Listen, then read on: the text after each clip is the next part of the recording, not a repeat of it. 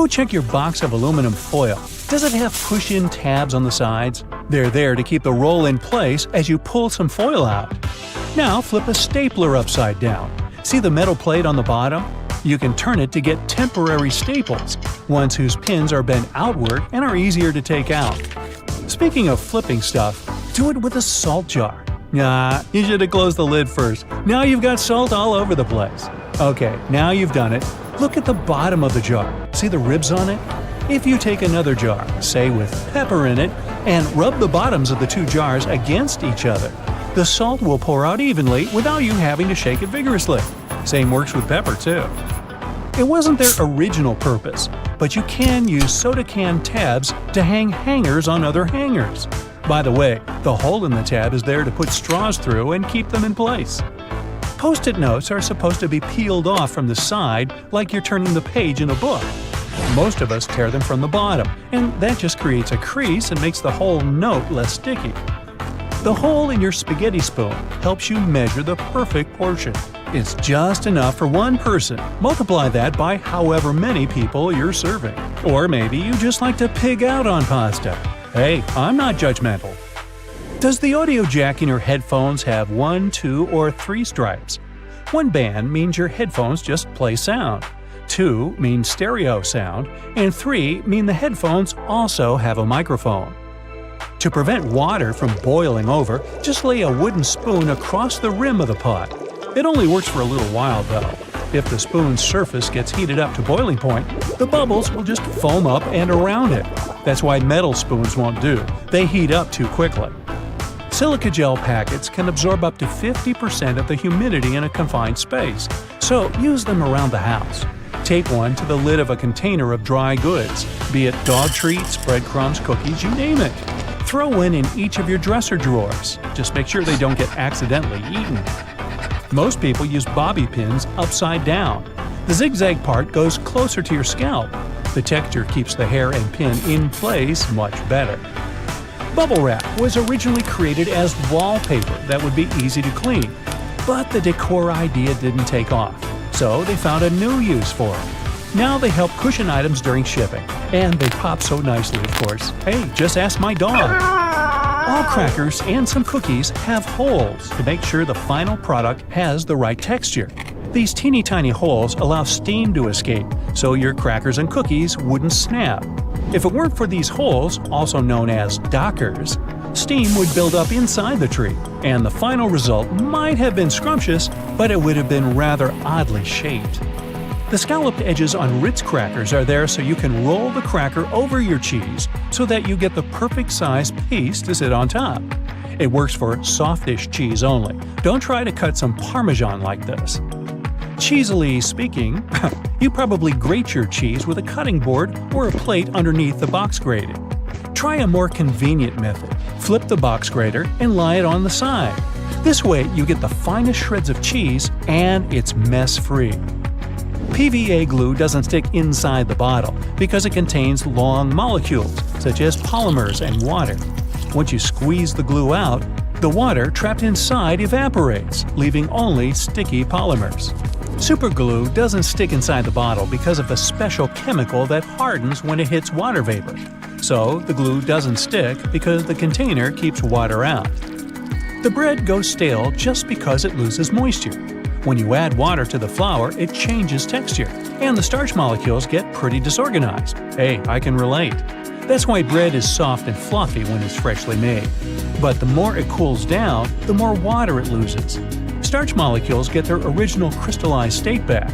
Also, recrystallization happens way faster in the fridge. The sole of your sneakers, and even the tires of your car, are just one huge molecule. It's because when rubber is vulcanized, all the molecules become connected through the sulfur, so they turn into one, but a really large molecule. Your jeans are blue on the outside and white on the inside because of a smart way to weave the fabric. The warp thread is dyed, while the weft thread has no color, it's just white. This way, manufacturers reduce the amount of dye needed for each piece of clothing. By the way, most jeans are blue because they were originally dyed with indigo dye with a rich blue tint. This dye was picked for the way it interacted with cotton. When the cotton is heated, most dyes just penetrate it, but indigo dye stays attached to the surface. As a result, each time people wash their jeans, the dye molecules escape the fabric, leaving a unique pattern on each garment. Today, manufacturers use synthetic indigo dye. Bananas have thick skin to keep insects away. However, it gets thinner as the fruit ripens.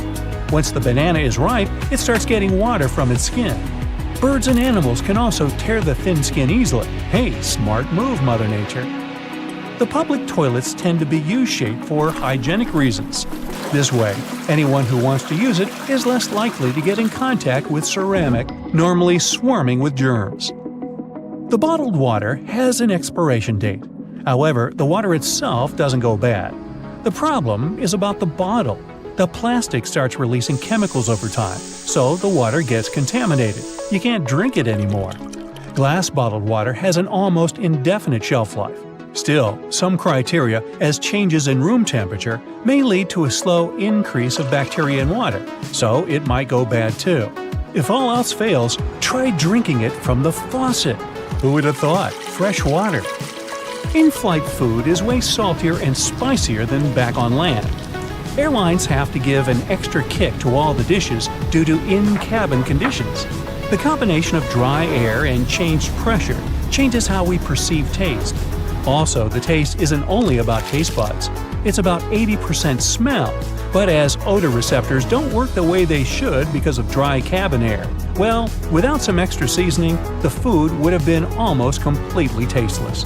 And yes, I've been known to be completely tasteless myself. Veins appear blue because they're under our skin, and skin scatters more blue light than red. Also, the skin around the veins looks even redder than the veins, enhancing the contrast, and the veins appear even bluer.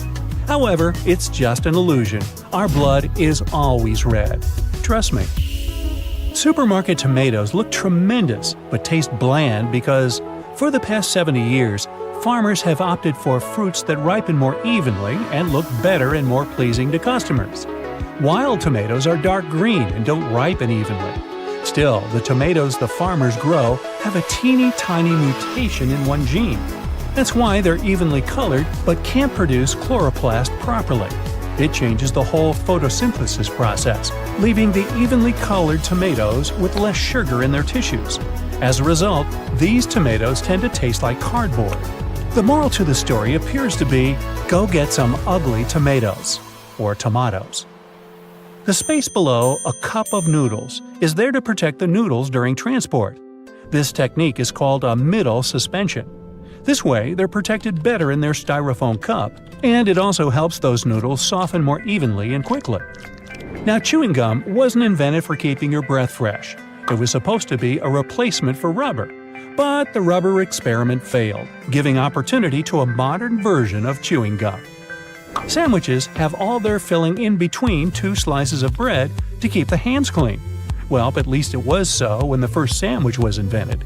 Some centuries ago, I wasn't around then, the 4th Earl of Sandwich, John Montagu, asked his chef to cook him something yummy he could eat without interrupting his long binge.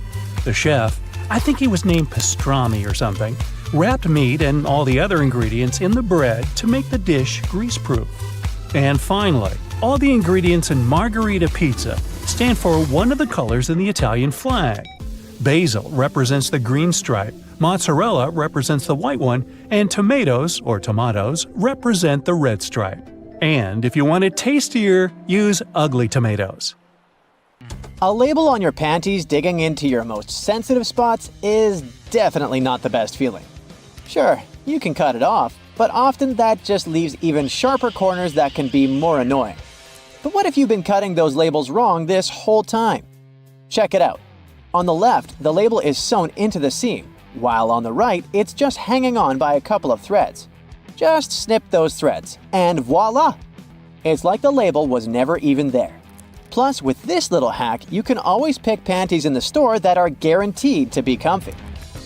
If you've traveled to Europe recently, you may have noticed how nasty the bottle caps have become. Yeah, according to the law, they now have to scratch your nose. They have to be attached right to the bottle. If these bottles annoy you too, Try this. Once you open the bottle, rotate the cap 90 degrees and pull until one of the plastic connections breaks. And finally, turn the bottle until the cap touches your chin, not your nose, and drink. You've been using the colander in the wrong way all this time. This smart kitchen device has a hidden function. The traditional way of draining noodles involves dumping boiled noodles into a colander, right? But if your colander is about the same size as your pot, try this instead. Place the colander on top of the pot with the noodles, like a lid, and drain the water out. This method is faster and less messy, and it keeps your noodles in the pot where they belong. Toilet plungers and sink plungers are quite different, and the toilet version has a handy rubber flap called a flange that pops out from the cup. This flange fits snugly over toilet drains, giving you strong suction to tackle stubborn clogs. While a sink plunger won't help with toilet troubles, the toilet plunger can work on your sink or tub. Just make sure to keep that flap tucked inside the cup. And don't forget to give it a thorough clean with bleach before switching from toilet to sink use. You definitely don't want to mix things up. If you still work in an office, next time you print out something, make sure to check out this stapler built right into the printer. It can staple all the documents that fit in the slot at the same time. By the way, it's not something new. Such printers have been around since the 90s. Why buy a ruler and spend your hard-earned dollars if you can simply use a dollar bill to measure whatever you want? Only as long as this whatever is somewhere around 6 inches. A dollar bill is just about this size. Even though many people are sure that those tiny holes on the bottom left side of your iPhone are the speaker, they're actually a microphone. And speaking of iPhones, if you've got one of the latest models and your phone is out of juice but there's no socket to be found nearby, here's a nifty trick. Grab a double-ended charger cord and connect it to another iPhone 15. Boom! Your phone gets a little power boost. I bet you've noticed that the hook on a tape measure is a little loose. Well, that's intentional. The hook moves just enough to account for its own thickness, ensuring both inside and outside measurements are accurate. So if you ever thought it was broken, nope, it's just doing its job.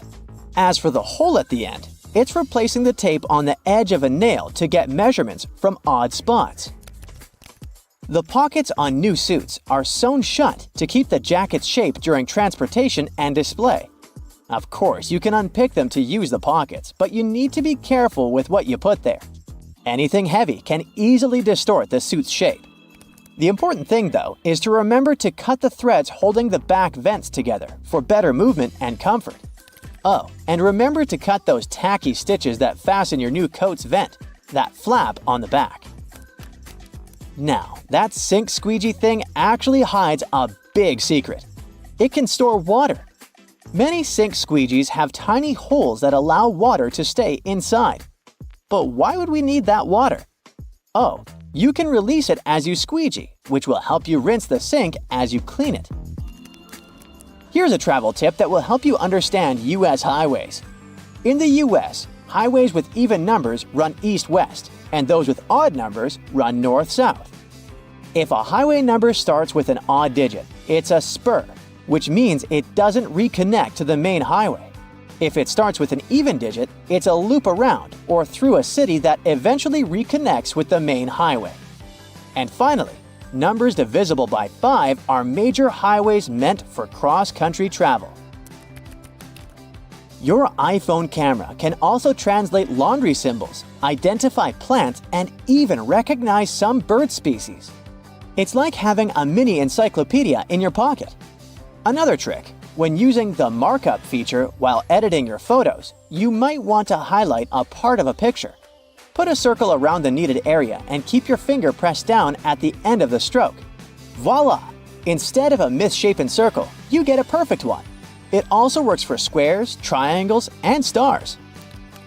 Barilla, probably the most famous pasta in the world, has teamed up with Spotify to create playlists that match the cooking time for different pasta shapes. Just start the playlist when you drop the pasta into boiling water. And when the music stops, your pasta is ready. Toasters have crumb trays at the bottom that you can and should clean regularly. Just slide it out and dump the crumbs. It's an easy way to keep your toaster clean and working well. You can use Google Maps to share your location in real time. Just tap your account icon, select Location Sharing, and choose how long to share. Your friends can track your progress and be ready when you arrive. You can also save your parking location by clicking the blue dot. Do you know that the knobs on some ovens have calibration screws on the back? You can adjust them to get more accurate temperature control. It'll definitely help you avoid overcooking or undercooking your meals.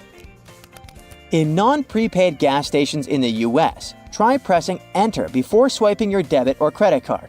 It'll take you to the prepaid screen, and you can enter the amount you need manually. If you're drinking outside on a windy day, place some coins in an empty cup, and then put the cup you're drinking from inside the first one. The weight of the coins will help you keep your drink from getting blown over. Simple, but effective. Once you've peeled your potato, you might spot some tiny divots, known as eyes, that still have some skin on them. Many peelers come with a handy scoop designed to tackle these little guys. Just take the scoop, dig in, and pop them out. Easy peasy. Your favorite potato recipe will be totally eye-free in no time. A cell phone's camera can help you to figure out whether your remote is working.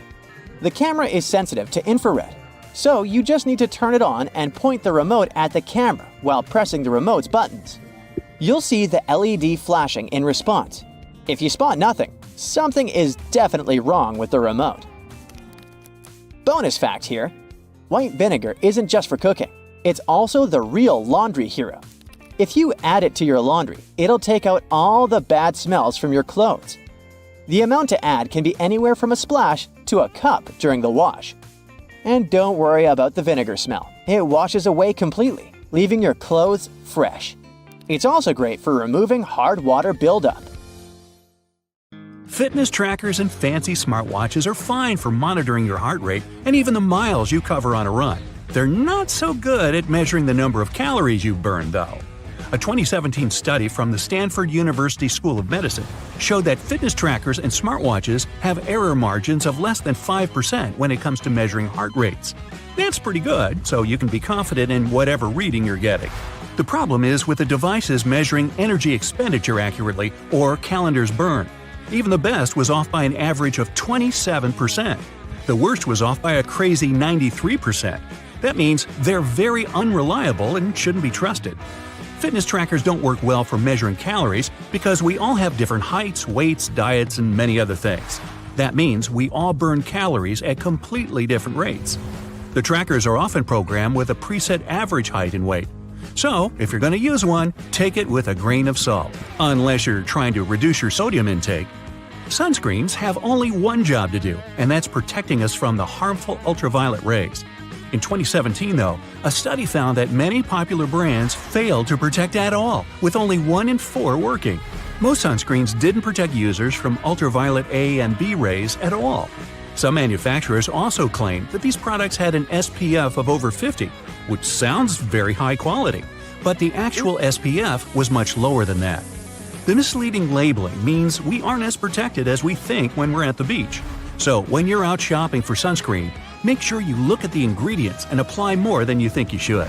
Ooh, sports drinks, an essential item for anyone working out. These bright-colored drinks are filled with electrolytes that will increase your performance and rehydrate you fast. The problem is, we're not all athletes, so most people would be better if they just drink water instead. Sports drinks are made up of water with some minerals and lots of sugar, coloring, and flavor. Those minerals are electrolytes, which can help our bodies go longer. Your exercise habits, the duration, and the intensity of your training all come into whether you really need that extra boost. While sports drinks can benefit athletes engaged in long or intense training, they're not really necessary for most gym goers. Sports drinks are probably pointless if you're only doing light to moderate exercise, like walking or jogging, over a short period of time. After using a toaster for most of your life, most people still haven't figured out how to get a perfect heat setting. It turns out that burnt toast is probably just down to a simple misconception. Those numbers on your toaster aren't heat levels at all. They're actually minutes. The dial is basically just a timer. That means all you need to do is look up how long it takes to toast certain things, and you'll never ruin your breakfast again. Hey, I like burnt toast. I'm used to it. Most of us rely on wireless technology to carry out normal everyday tasks. It can be very frustrating when technology stops working and interrupts your day. In fact, the only thing more frustrating might be not knowing why it isn't working. The worst culprit here is your cell phone. It'll often show really great reception, but somehow can't make a phone call. The bars on a cell phone actually don't mean anything. The way they receive the signal differs a lot between different makes and models of phone.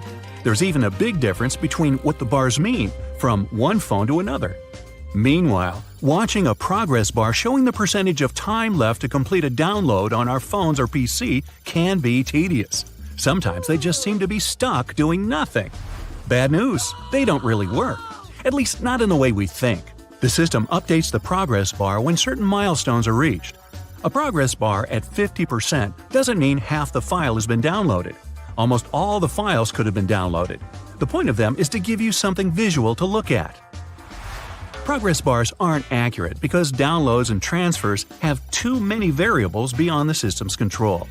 Internet speeds and network availability are the coordinators of how quickly a download will complete, while your computer's hard drive determines how fast things process and information gets put in the right files. It's probably best to make a coffee or set things up to download while you're in bed, instead of constantly checking up on an incorrect progress bar. Elsewhere, stopping at a crosswalk and pressing the button hoping the walk signal will come up might just be a waste of your time. It turns out that all that button pushing could be for nothing.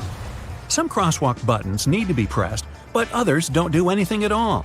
The crossing symbol will just light up whenever it wants to. Some crosswalks even switch between needing and not needing a button press, depending on the time of day. That said, it can be difficult for all of us pedestrians to determine whether a crosswalk button works or not. When in doubt, just push the button anyway. You don't want to stand around waiting for no reason. With more people going into the water and sharks, well, living in the water, the fear of bumping into a not-so-friendly shark is ever increasing. This shared water space has pushed many companies to try to create shark repellents. This sounds like a good idea that should help keep both people and sharks more safe. Companies have tried everything – sprays, wetsuits, magnets, wax, and even electronic devices to repel the scary fish. The bad news is none of these products are confirmed to actually work. One, in particular, makes the sound of an orca. Sharks aren't too fond of being in the same area as them, but does pretending you're an orca stop a shark from biting you? If you feel safer using them, then go right ahead. But if you're looking for a shark deterrent that's 100% effective, it's just not available. Psst, here's what actually works. Stay out of the water. Rushing into an elevator and repeatedly pushing the closed door button in the US is basically a huge waste of time unless you've got the special trick. In 1990, the US passed a Disabilities Act for elevators, which meant that elevators had to ensure that someone with a disability had time to get inside one. If you're on crutches, use a cane, or travel in a wheelchair, you don't have to worry about someone accidentally closing the elevator doors before you've had a chance to pass through them. There's one important loophole to this. If you're an emergency or maintenance worker, you'll have access to keys and codes that make that button operational. This is just another example of a placebo button you're invited to push, just to make you feel like you've done something. That impatient finger poking isn't doing anything. Getting a bit warm or cold in the office? Better adjust that thermostat. Unfortunately, in the vast majority of office buildings, the system controls are kept inside air ducts, not on the wall. Technicians install dummy thermostats to give workers the illusion that they're dramatically changing the air conditioning or heat. Some are set to change 1 or 2 degrees, but they're often not connected to anything at all. Dummy thermostats came about around the 1960s. As heating prices rose, building leases often required employers to stay within specific temperatures. Faced with this problem, fake thermostats became the new rage for businesses. They offer people some feeling of control while keeping the temperature in the right range. Now, ever come across some premium PC cleaning software that promises to clean your PC and make it go as fast as when you purchased it? Yeah! These third-party PC cleaners are often made to seem like they really work, but they usually don't do much of anything at all. They'll detect non-problems and list them as problems. The worst example of this is when they list browser cookies and temporary files as having an effect on the computer's speed, when they don't. It's better to stick to the operating system's built-in cleaner. It'll work fine if you ever need to clean your computer and save you having to splash out on one that does pretty much the same thing. Well, that's all I got. Time to burn some toast. If you've ever gotten bored while waiting in a car, like I have, you might have played around with a headrest. Yep, you can pull them off, and they'll come right off relatively easily. It seems useless at first, but that's something you'll want to do if you're ever trapped in a car and need to break a window to get out, like I do. Even a box of aluminum foil has its secret. On the side of the box, you can see a small tab you can push in. So simple, but that's what actually holds the roll of foil in place. This tab makes it way easier to unroll a sheet and tear it off without any frustration. Ever wondered why gripping a certain tool, handle, or even a pen kind of feels more secure when it's coated with a rubbery material? The keratin of the outer layer of the human skin is rough and stiff at a small scale. So let's say you have a polished metal or glass which is stiff but also a smooth and impenetrable surface. When you encounter that, the actual contact area is small, as is the friction at the beginning. Your sweat pores secrete moisture, which is why the keratin gets hydrated and becomes softer. Because of that, it requires many seconds for the contact area to increase to the same value it reaches almost right away with some soft materials like rubber. This mechanism might be used by our tactile senses when we want to identify materials. Now, the pom-poms on beanies and other hats have their purpose, and it's not just to look cute and fluffy. Well, at least they did have a purpose. One of the theories says French sailors used to wear hats with pom-poms so they wouldn't hurt their heads on the ship when the weather got rough. Yup, the ceilings of the ship were really low. When the waves were too big, bang, you could easily hit your head on the ceiling. So the pom-poms came in handy. Now they're just a cute addition to our winter caps. That mysterious drawer under the oven, the one where you keep all your kitchen gear you just don't know where else to put? Well, you used it well in that case, but the drawer was originally designed for keeping your meals warm, at least until you're ready to serve them. And that space under your lower cabinets that protrudes slightly and can't be lifted, this area is also called a toe kick. It's the reason why you can stand closer to the counter while cooking. Also, the doors of the cabinets are off the ground, so they'll swing over your toes. The cabinet under the sink isn't for storage either.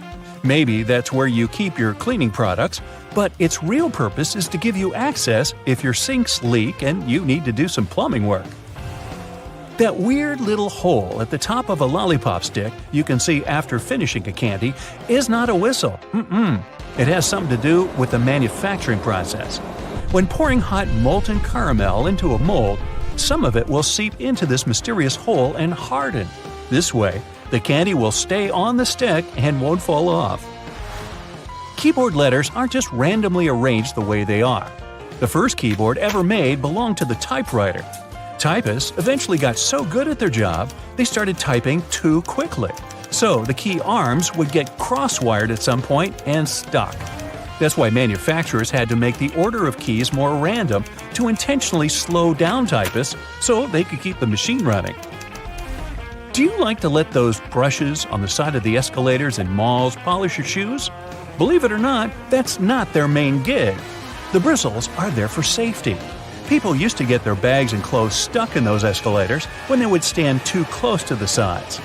These nylon bristles kind of play with people's minds, and they keep their feet away from the escalator skirt panels and avoid accidents. Most people assume bobby pins have curves for fashion, which is why they mostly place it in their hair with the wavy side up. But those little waves are actually there to catch the underlying bulk of hair and grip the pin into place. So the wavy side should go down. You've probably noticed measuring tapes mostly come with a metal stub that ends with a small slot. If your hands are full of stuff, simply hang the slot on a nail for measurement. If you take a closer look, you'll see the stub is a little bit serrated on one side. This means you can use it to mark the points, so you don't even need a pencil. If you spend a lot of time in planes, you've probably noticed that little hole located at the bottom of the window. Nothing to be nervous about, It's what keeps us safe while flying high. It's something called a bleed hole.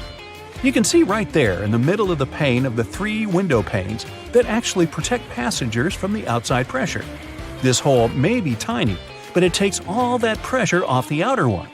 The hole also gradually exposes it to cabin pressure, which helps with fixing pressure imbalances on the windows, if there are any. There's a number 57 staring at you from the middle of the Heinz ketchup bottle forever. According to the company, only 11% of people are aware the number really has nothing to do with the product label. It's actually a sweet spot where you can tap to get the sauce onto the plate. So, next time you want some ketchup, there's no need to bang the bottom off. Just hit this spot. Grooves on the bottom of cups are there to make cleaning them in the dishwasher more convenient. When you place your cups upside down, these grooves will allow the water to flow rather than stagnate. This way, the water won't spill onto your feet when you take the cups out. The grooves are there to allow cool air to flow beneath the cup too. They also keep cups from cracking when they heat up after you pour hot beverages in. You probably noticed that little dot next to the camera on an iPhone and probably thought it was a flash. Nope, not a flash, but a microphone in charge of catching sounds when you're using the back camera. Next time you're looking for a quick bite and decide for fries at McDonald's, check that bendable flap near the top of the box. Some like to bend it towards the fries. That way, you can cover your fries up and keep them warm. But if you're not that patient, you can flip the flap backward and basically turn it into a makeshift plate for your fries. Just bend it down firmly enough. You don't want it to spring back up and spread the sauce all over you. Take it from me, it's messy. In the 1970s, people didn't want toothpaste just to keep their mouths healthy, but also to freshen their breath. Aquafresh decided to answer that call, so they added a blue stripe to their product. Since consumers started paying more attention to their teeth and gums, the company added a third red stripe to their paste. The paste now has 3 functions: freshening, cleaning, and plaque control. And yes, solid white toothpaste can offer the same benefits, but brands continue to add stripes to their paste anyway. Speaking of toothpaste, do you know those colors on the bottom of tubes? The colors don't mean anything in particular. They're there to help in the manufacturing by telling light sensors where the end of the tube is. Thanks to it, the machine can cut and seal the tube properly. Hand sanitizers are commonplace nowadays, and you can apply them in many other ways besides just cleaning your hands. It also works great when you want to remove stains from your clothes. Sanitizer breaks up oily, greasy spillages and does a great job as a degreaser. You can even use it as a deodorant if you get caught out on a hot day. After a bad day at work, you decide to hide yourself from the rest of the world. You turn off your phone and your laptop and lock yourself inside the bathroom. You jump out of your meditation when you hear a beeping sound. It's your toothbrush saying, "Data transfer completed." Your robot vacuum knocks at the door. Looks like it must be after you. Robot vacuums make a map of your home to get around and plan cleaning better. They can share this map with other gadgets via Wi-Fi and store them in the cloud. When advertisers get access to those maps, they can get an idea of your home size, your income level, and lifestyle to send the right ads your way. Vacuums don't have microphones, but their navigation systems can be repurposed to listen to your conversations. They map the room with a laser beam directed at objects. Sound waves affect that light. If you collect that data, you can convert it back into sound waves and identify what someone said. Headphones and microphones are based on the same idea. Headphones turn electrical signals into sound, and microphones turn sound into electrical signals. If you plug your headphones into the microphone jack, they'll work as a microphone. Bad guys learn to do it remotely without your consent. There's malware that retasks your computer output channel into input channel. It can record sounds from across the room even when the headphones are in their jack and the microphone is turned off and disconnected from the computer. Then it compresses the audio and sends it over the internet. There are computer mice that look like regular ones but have microphones and a built-in SIM card in them. The mics are so powerful they can even record whisper and broadcast that audio in real time. To activate it, you have to call the SIM card number and it goes on silently. To deactivate it, you can send an SMS to the same number. Some employers confirmed eavesdropping on their staff using that technology. A smart toothbrush remembers every move you made with it and shares it with you when you're done brushing. It also connects to your iPhone or Android using an app and sends data on your brushing habits to your dentist. They can watch over your brushing process and give you tips on how to take better care of your teeth. Smartwatches, fitness trackers, and other smart wearables monitor your health and can determine if you're walking, running, or driving with their built-in sensors. If third parties get control over that data, they can also monitor your hand movements as you unlock your phone, enter your PIN code at the ATM, or your password at the computer. The gadgets are smart enough to accurately guess all that secret data most of the time. They can also find out the email address you used when you registered with the app to identify who you are. Pacemakers and other health devices send patient data over the internet. In theory, criminals could obtain it during transfer and change it to look like the patient needs hospital treatment. That would make them leave their home, and bad guys could take advantage of the situation. Smart toys that have cameras and microphones in them can record videos and sounds and send them to the toy maker. To keep prices on smart toys lower, they don't add expensive security mechanisms to protect that data. If cybercriminals get a hold of it, they can steal pictures, videos, or audio, and even identify GPS coordinates of the house. LED lights equipped with sensors and connected to video cameras can watch over and listen to conversations over a large distance. This technology was used at one large airport for security and comfort reasons. Cybercriminals went further and learned to use ordinary light bulbs for eavesdropping on conversations. To do it, they need a clean line of sight between a powerful telescope and the bulb of the right thickness. It won't work if you have drapes on your window. When you're talking or listening to music, there are changes in air pressure on the surface of the bulb and it's shaking a bit. A special converter can turn data on the sounds from electrical to digital. Internet-connected thermostats can be operated remotely, and that made them desirable for cybercriminals. They once got access to millions of debit and credit cards data through a large retailer's heating and cooling system. Other bad guys found a way to remotely lock smart thermostats controls and demanded ransom to unlock them. Smart fridges can tell you when it's time to buy milk as they track your food preferences and have great connectivity. Smart dishwashers, coffee machines, washers, and dryers are also collecting and transmitting your data, even at moments you don't think they're doing it. Criminals can make use of that data to find out a lot about your schedule and guess when you aren't at home. Your voice assistant makes your life easier, but it must listen to you 24/7 to make that possible. They never record anything you say before you activate them with your voice. Everything that follows is stored in the cloud and can be of use for different companies. They can learn what music you like to listen to, what news stories interest you the most, and where you make your reservations. Some companies hire human reviewers to listen to commands to see if voice recognition works well and improve its accuracy. Xbox admitted they also hired people to listen to users' audio to improve voice command features. The problem is that it made some recordings by mistake and strangers were listening to personal chats. Home security cameras can take videos, pictures, and audio recording and upload them to the cloud without you even knowing. Manufacturers say it's done to improve object recognition. You can get access to that camera footage remotely using an app. There are programs that can guess a CCTV password and forward the video stream to a third-party computer.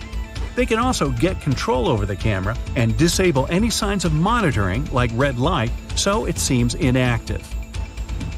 Almost every car has an event data recorder that tracks information on its location, average speed, road condition, and even your preferred route. Your computer on wheels constantly streams that data to its manufacturer. They use it to try to prevent accidents and make other improvements. It's not clear who owns all that car-related information, so in theory, it could end up at a third party. Smart TVs run an operating system just like computers and also have a file system, cameras for video face recognition, and a microphone. They are always connected to the internet, and if cyber criminals get access to a TV, that can change certain settings and record audio even when the TV is off. They could also watch you through the camera and use the smart gadget to move to other devices on the same network, like your laptop. Well, I'm totally creeped out, so what can we do about it? You can disable automatic content recognition to stop your TV from giving you viewing recommendations and limit voice activation function for a safer experience. You'll find that option in General or Advanced Settings under Viewing Information or Viewing Data. You can also disconnect it from the cloud altogether. Always change default passwords and usernames on new devices to secure your network. Make up a new password for every gadget every now and then. You can also split your modem and use one Wi-Fi signal for laptops, iPads, and the like, and the other for security cameras. Don't forget to turn off the Wi-Fi router when you leave the house to minimize the risk of a digital intrusion. Whenever possible, enable two-step authentication that demands physical access to the device to log in. Always install software updates as soon as the gadget manufacturer offers you to do it. Updates have patches for detected vulnerability issues. Cover your laptop camera with a dark-colored tape when you aren't using it. Delete your conversations with a voice assistant. You can do it at the manufacturer's website or app. Another option is to activate the Delete by Voice function in Settings. Then you'll be able to tell the assistant to delete what you just said or your last conversations. You can also mute the device when you aren't using it and choose not to send data to manufacturer to help them improve services. If you have a thermostat that connects to your voice assistant, tap the microphone icon on its screen and set voice control to off. You won't be able to activate it remotely, and it won't be able to listen to wake words and send your audio anywhere. Okay, have a nice day. You just spent the entire morning running errands up and down the street, and you finally stop to treat yourself to a cup of coffee. You enter the nearest coffee shop, place your order, and notice that actually you really need to use the bathroom. It's a regular-looking public one with multiple stalls. As you pick yours, the one in the middle, you get inside and your mind starts to wander. Why on earth do bathroom doors have a half-inch gap between the door and the lock? And why on earth do they have a huge gap between the door and the floor? Can we have a drum roll for this moment, please? Well, my friend, there is not only one specific reason why public bathroom doors have so many gaps in them, but rather several. Public toilets are designed to make people spend as little time there as possible. You aren't supposed to feel comfortable or at home. So the design would have to reflect this notion. Here come the gaps. In some bathrooms, gaps are so big that users may even feel self-conscious about doing their business out of preoccupation that the rest of the people standing in line will see them. Then there's the matter of pricing. Making custom doors can be a heavy burden for the people building public toilets. This would mean understanding exact measurements so that doors would always fit the mold of the stalls it's supposed to be installed into. Now, not all the gaps in public bathrooms are necessarily the same size. They may vary, even if this variation is small and often unnoticeable. So, these gaps actually help to reduce the margins of errors and to turn production more cost-effective for the people financing them. In case a door comes wider or more narrow than it should, the gap regulates the differences and allows for their installation anyway. There is also the case of air circulation. The last thing you want to do in a public bathroom is to trap odors. So you need a little space under and between the doors to allow the air to flow. Finally, the gaps are a big safety measure. It can always allow for people on the outside to see if someone inside a stall isn't feeling too okay and maybe needs some help. And what about that extra hole in the upper part of the sink? It has a name and everything, the overflow hole, and it's designed to keep the sink from flooding. So, in case someone forgets and keeps the faucet going for too long, or the sink gets clogged and water can't drain down from the main drain hole, the overflow hole comes in to save the day. Let's say it buys you a little time before you have the entire bathroom floor flooded. Have you ever noticed how satisfying closing the door of a car can be? Car manufacturers devote a great deal of time to designing these sounds. Studies have shown that they create a perceived sense of quality in the buyer. It all begins with the primary material. While older cars used to be made with heavier materials, car doors nowadays are produced with lighter tin. which can make a rather unpleasant metallic sound once you shut them closed. So, car companies employ sound engineers to ensure that there is the exact amount of foam, mats, and tin in a car's composition to make the most comforting sound possible. And what about those tiny dots on the top of your car's front window? The pattern of these little black dots minimizes distractions for your eyes. This black part, also known as frit, normally gets warmer than the clear parts, which prevents the windshield from deforming. And no, the tab under your rearview mirror is not made only for the purpose of hanging fluffy dice or aromatic-pleasing air fresheners. It's actually a switch that allows you to adjust the position of the mirror depending on the time of day. Flip it one way and it's the daytime driving mode. Flip the other and you're ready to drive safely during nighttime as it tones down the glare coming from headlights of the cars behind you. Next time you head out to the supermarket, make sure to keep this in mind. In case you don't have a coin to unlock these shopping carts, there is a well-kept secret that can help you out. If you have your house keys on you, check for a rounded key head. If you happen to find one, try using it to unlock the cart. It should fit perfectly in there, replacing the need to carry coins around. Because, if we're being honest, who still has them? Elevators. If you want to ride them on your terms, and your terms only, make sure to try something out. Most elevators have a secret button combination you can use to skip all the other selected floors and go directly to the one of your choosing. This might work out, especially on those days when you've pressed 13, but you wanted to press 33. On most elevators, this works once you simultaneously press the close door button together with your floor number. This should help you get to your floor without stopping. Some elevators require you to double press the selected floor numbers, as double pressing will often cancel the previously made request.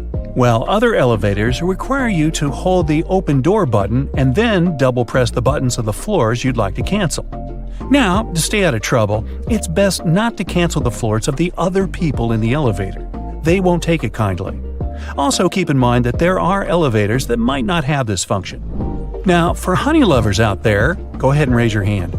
If your pot of golden honey is crystallized, know that it is actually a good sign.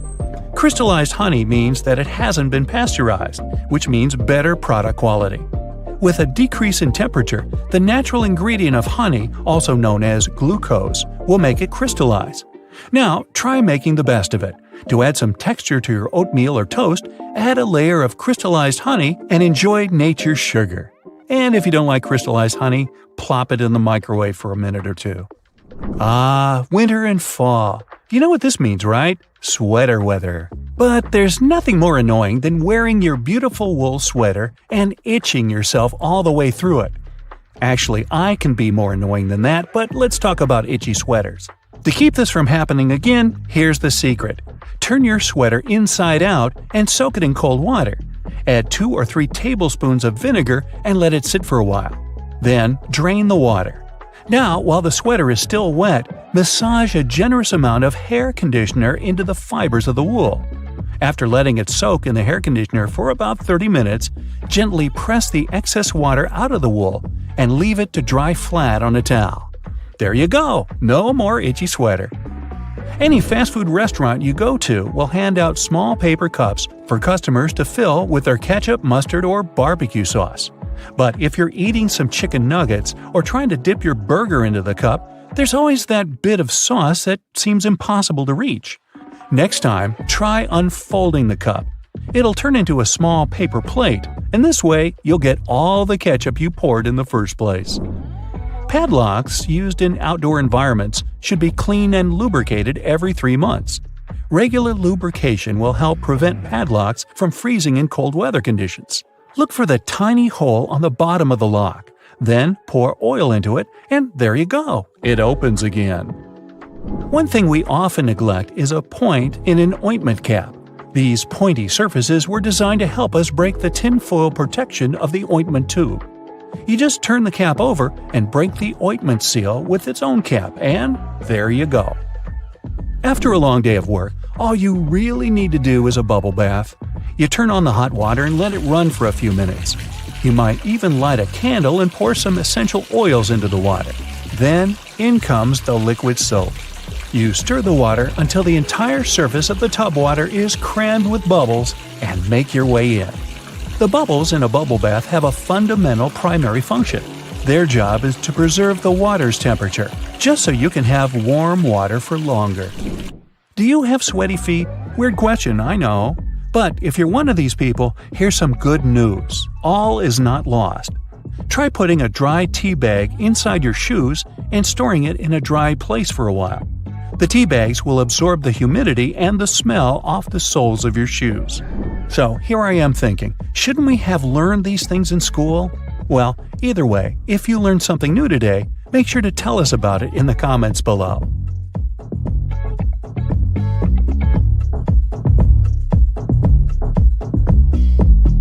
Over 40 billion Oreos are made every single year. It's the world's most popular manufactured cookie. The geometric design stamped into these cookies has the Nabisco logo, the symbol of European quality, surrounding the word Oreo. William Tournier created the chocolate cookie design we see today back in 1952. Headphone jacks might become a thing of the past because of wireless technology. But if you've seen one, you might have noticed the rings at the base of the plug. One ring means single sound playback, 2 rings represent stereo sound in the left and right ear, while 3 rings means you've got stereo and a microphone built in. Now, the iconic orange, red, purple, yellow, and lime green rings of Fruit Loops hide a deep secret within. They don't represent different fruit flavors. All those rings are the same fruit flavors blended together. The colors are just for show. The E in Dell's logo is at an angle because the founder, Michael Dell, wanted his technology to turn the world on its ear. A compass uses magnets to point to the magnetic North Pole, but it's not really north at all. The North Pole of a compass magnet points toward the north because the north and south attract. Earth's south magnetic pole is near the geographic north, while the North Pole is near Earth's geographic south. Confusing, isn't it? Those little red spots you sometimes see after you crack an egg are nothing to be worried about. Tiny blood spots can be caused by a small rupture in the blood vessel of the hen as it was laying the egg.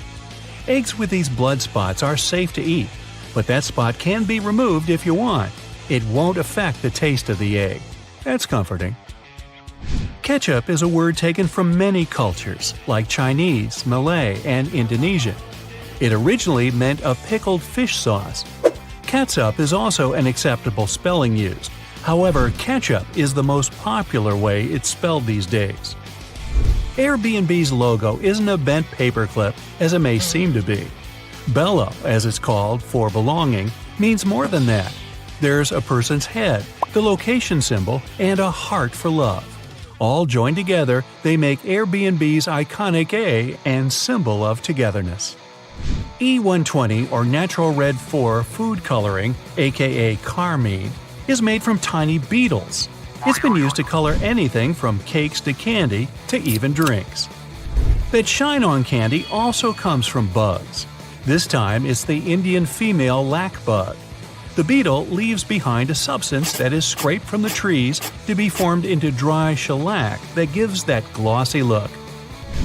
The Mozilla Firefox logo isn't a fox at all surrounding the planet. It's a red panda instead. The name Firefox is the English translation of its Chinese name. Those maintenance covers in the street are around for safety reasons. In past civilizations, like ancient Rome, manholes, that's what they were called back then, were square-shaped slabs of stone. Unfortunately, these were prone to accidents. If they weren't placed properly, a square cover could slip through the square hole diagonally. Ow! Placing a round cover eliminated this problem. A circle cover won't slip inside because there are no angles. A tomato isn't technically a vegetable, but a fruit. Banana trees aren't related to palm trees or trees at all. They're herbs. Banana is considered an herb because it never builds a woody trunk the way a tree does. Instead, it forms a succulent stalk, like lemongrass or its cousin ginger. You can call them berries as well. The Golden Gate Bridge color wasn't meant to be the orangey red that it is today. The bridge's original color was suggested to be many other colors, such as black with yellow stripes or even candy cane to make it visible for passing ships and aircraft. especially in the frequent San Francisco fog. But when the steel arrived covered in an orange primer to protect it from rust, the architect preferred the international orange color, and it stuck. Those legs on the back of keyboards aren't an ergonomic design to help your wrists sit better. Using the legs out for too long can tire and hurt your wrists, plus slowing your typing down. The hinge legs are just there to help you see the letters and numbers better if you don't know how to touch type. The color of a chili pepper reveals nothing about its taste or heat. The smaller a chili is, the hotter it'll usually be. The heat doesn't come from the seeds, as believed, but the white membranes that hold them. Hidden within the Toblerone logo of the mountain is the image of a bear standing on its hind legs, about to eat that yodeler over there. No, not really. This is because bears are a big part of Bern, one of the biggest cities in Switzerland, where the founder created the triangle chocolate treat. Toblerone is also a play on the founder's family name, Tobler, and the Italian word Torrone for honey and almond nougat. The space below a cup of noodles is there to protect the noodles during transport. This technique is called a middle suspension. Not only are they protected better in their styrofoam cup, but it also helps those noodles soften more evenly and quickly. Now, even though you might have thought that the hole in the barrel of a ballpoint pen had no purpose, it does. It's called a venting system, which helps the ink flow more smoothly. This way, an even amount of air pressure is created inside and outside the pen, allowing the ink to flow into the point easily. One of the most recognized logos in the cycling world has a hidden item in its famous logo. Inside the Tour de France name, a cyclist hides in the O, U, and R. Those metal brackets on the top of the nozzles in gas stations have a unique design put into place in case of accidents. If a dodo accidentally forgets the nozzle is still inside the gas tank and starts driving away, the magnetic brackets separate without damaging any part of the gas pump. Wendy's logo is designed off of the daughter of creator Dave Thomas. It's also named after her nickname, but there is more to the logo than that. Wendy's collar spells out the word mom. While unintentional, it became something to mean a homey feel more than any other restaurant out there. Finding the right lane to be in while driving for your exit can sometimes be confusing, especially in a foreign country. Pay attention to the side of the road that exit signs are located. It'll be the lane you need to be in. Some toothpaste has a little seal on them that needs to be removed before you can use them. Instead of peeling back the foil layer, the toothpaste lid has a little spike on the top just for this reason. Tostitos have a secret symbol hidden right in the middle of their name. The two T's in the middle of the logo resemble two people enjoying Tostitos over a bowl of salsa. The salsa bowl is in red and forms the dot in the eye. One of the most recognizable figures in the world, the Statue of Liberty, for 16 years functioned as a fully operational lighthouse. However, the light was barely visible even from Manhattan. In 1901, it was eventually decommissioned as a lighthouse. Tourists could even visit the torch for a stunning view of the city. But an accident damaged the Statue of Liberty's torch in 1916, and it's been closed to the public ever since. The Do Not Remove Under Penalty of Law tag on mattresses isn't put there for the consumer or void your warranty either if you do remove them. In the 1900s, manufacturers used to create the filling with basically anything: animal hair, old hospital beds, or clothing. It didn't matter at the time. Strict laws created the tags to stop recycled materials from being used and sold as new. Good thing. Toyota's symbol is more than just some random rings combined. The three overlapping ovals symbolize the merge of the hearts of consumers and Toyota together. A California sushi roll is made of seaweed, rice, cucumber, avocado, and crab meat. But it's not crab meat at all. Surimi is an imitation crab meat. It's made of white fish blended with sugar instead of crustaceans. The fish mixture is then heated and pressed into shape. The logo for Beats is just a lowercase b inside of a red circle. The The circle represents a human head, with the B being the headphones in their shape. All those little black dots around the edges of car windows are called frits. A frit is a painted black enamel that's put into windshields during manufacturing. They block ultraviolet rays and help distribute temperatures between the metal and glass. There are 24 symbols hidden inside the Unilever logo. Let's count, shall we? The sun, dove, plant, spark, chili pepper, spoon, bowl, flower, ice cream, hand, hair, lips, swirl, fish, clothes, bee, particles, packaging, transformation, waves, DNA, palm trees, heart, and virtuous cycle, whatever that is. These represent everything that the company believes in and produces. DNA? Bobby pins are designed so that the zigzag part goes onto your scalp, not the flat part. It gives a greater grip on the hair and skin, making the pin stay in longer. The story that the pins were named after those fashionable London constables called bobbies is not true. I made it up. Various types of cheese have holes for a reason. For example, Swiss cheese is made with special bacteria that produce carbon dioxide. As the CO2 is emitted, it blows like bubblegum, leaving tiny craters, also known as cheese eyes. Then the cheese is cooled down, but the holes stay in place. Over 40 billion Oreos are made every single year. It's the world's most popular manufactured cookie. The geometric design stamped onto these cookies has the Nabisco logo, the symbol of European quality, surrounding the word Oreo. William Tournier created the chocolate cookie design we see today back in 1952. If you use reusable bottles, you probably know that sometimes they smell. Even if you only use it for regular water, it still smells. But it's not the water that smells, it's the microorganisms in it. If you drink water from a bottle, the particles of your saliva and sweat stay in there. Those bacteria start to build up in the bottle, causing the smell. So, if you choose reusable bottles, make sure to wash them every day to prevent those bacteria from building up. After washing, let it dry completely before using it again. Not only are the jeans blue, but the police officers' uniforms as well. The first official police officers appeared in the 19th century in London. They were given a blue uniform to contrast with the red and white uniform that military workers had already been wearing.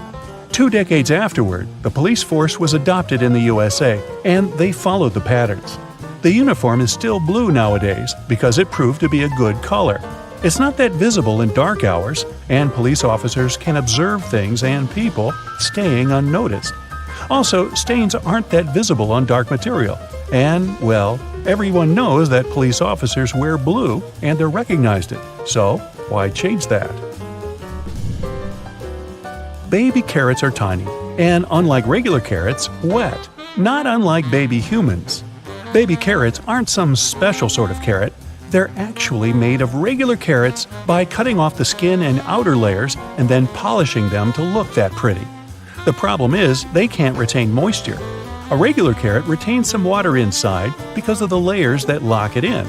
Once they're chopped out, baby carrots can dry out easily. So they usually sell them in bags with some water inside. Jeans have metal rivets, and they're there from the very beginning. Jacob Davis, the man who made the first pair of jeans, added copper rivets to spots where pants are more likely to rip, flies and pockets, to make them stronger. Today, they have more of a decorative purpose, since they are distinctive and traditional for jeans. Another special thing about jeans is those tiny pockets they have that seemingly serve no purpose. Well, maybe it's true now, but years ago, when many cowboys were wearing jeans, the pocket was made specifically to keep a pocket watch there. Also, back then, a pair of jeans had just 4 pockets. That tiny pocket, the watch pocket, 2 big pockets in front, and just 1 pocket in the back. Car headrests are all about comfort, and detachable headrests are all about safety. If you pull the headrest out, you'll see 2 sturdy metal bars. If you ever get locked or trapped in a car, you can use the bars to smash the window and get out. Those little red spots you sometimes see after you crack an egg are nothing to be worried about. Tiny blood spots can be caused by a small rupture in a blood vessel of a hen as it was laying the egg. Eggs with these blood spots are safe to eat, but that spot can be removed if you want. It won't affect the taste of the egg. Oh, that's comforting. Hidden within the Toblerone logo of the mountain is the image of a bear standing on its hind legs, about to eat that yodeler over there. No, not really. This is because bears are a big part of Bern, one of the biggest cities in Switzerland, where the founder created the triangular chocolate treat. Toblerone is also a play on the founder's family name, Tobler, and the Italian word Torrone for honey and almond nougat. The space below a cup of noodles is there to protect the noodles during transport. This technique is called a middle suspension. Not only are they protected better in their styrofoam cup, but it also helps those noodles soften more evenly and quickly. Even though you might have noticed that the hole on the barrel of ballpoint pens has no purpose, it does. It's called a venting system, which helps the ink flow more smoothly. This way, an even amount of air pressure is created inside and outside the pen, allowing the ink to flow into the point easily. It's not an accident that soy sauce bottles have two spouts. The sauce is liquid, and it flows out of the bottle pretty quickly once you turn it over. Most Asian food lovers will admit they've spilled it at least once in a lifetime. That's why nowadays, restaurants prefer serving soy sauce in special bottles that have two spouts. This design allows you to control when and how much sauce will come out. Just put your finger on one spout while you pour the sauce through another. If you press your finger tightly to the spout, the sauce will stop flowing, and if you remove your finger, it will flow again. And please do not remove your finger in a restaurant. It will freak everybody out. You've probably noticed that train and bus seats are covered in fabrics with weird patterns. Any idea why? They use these patterns to cover any germs and stains on the seat. Oh boy. The brighter the color and the more patterned it is, the harder it will be for a passenger to notice any stains and get grossed out. Also, the patterns are usually so ugly that no one even wants to look at them for long enough to spot any stains. So yeah, the pattern is there to make you look away, and if you look, to make it less noticeable. No bus will ever have plain white seats, that's a guarantee. The middle tab on soda cans can be flipped around. You can slip a straw in place so you don't have to hold it up your mouth. This stay-on tab replaced the pull-ring tab created in the early 60s. You remember those, don't you? Those could be quite sharp and easily discarded where they could be a menace for others. Now you can pop your straw straight into one. Also means you can produce some bubbles and make a mess like a 3-year-old.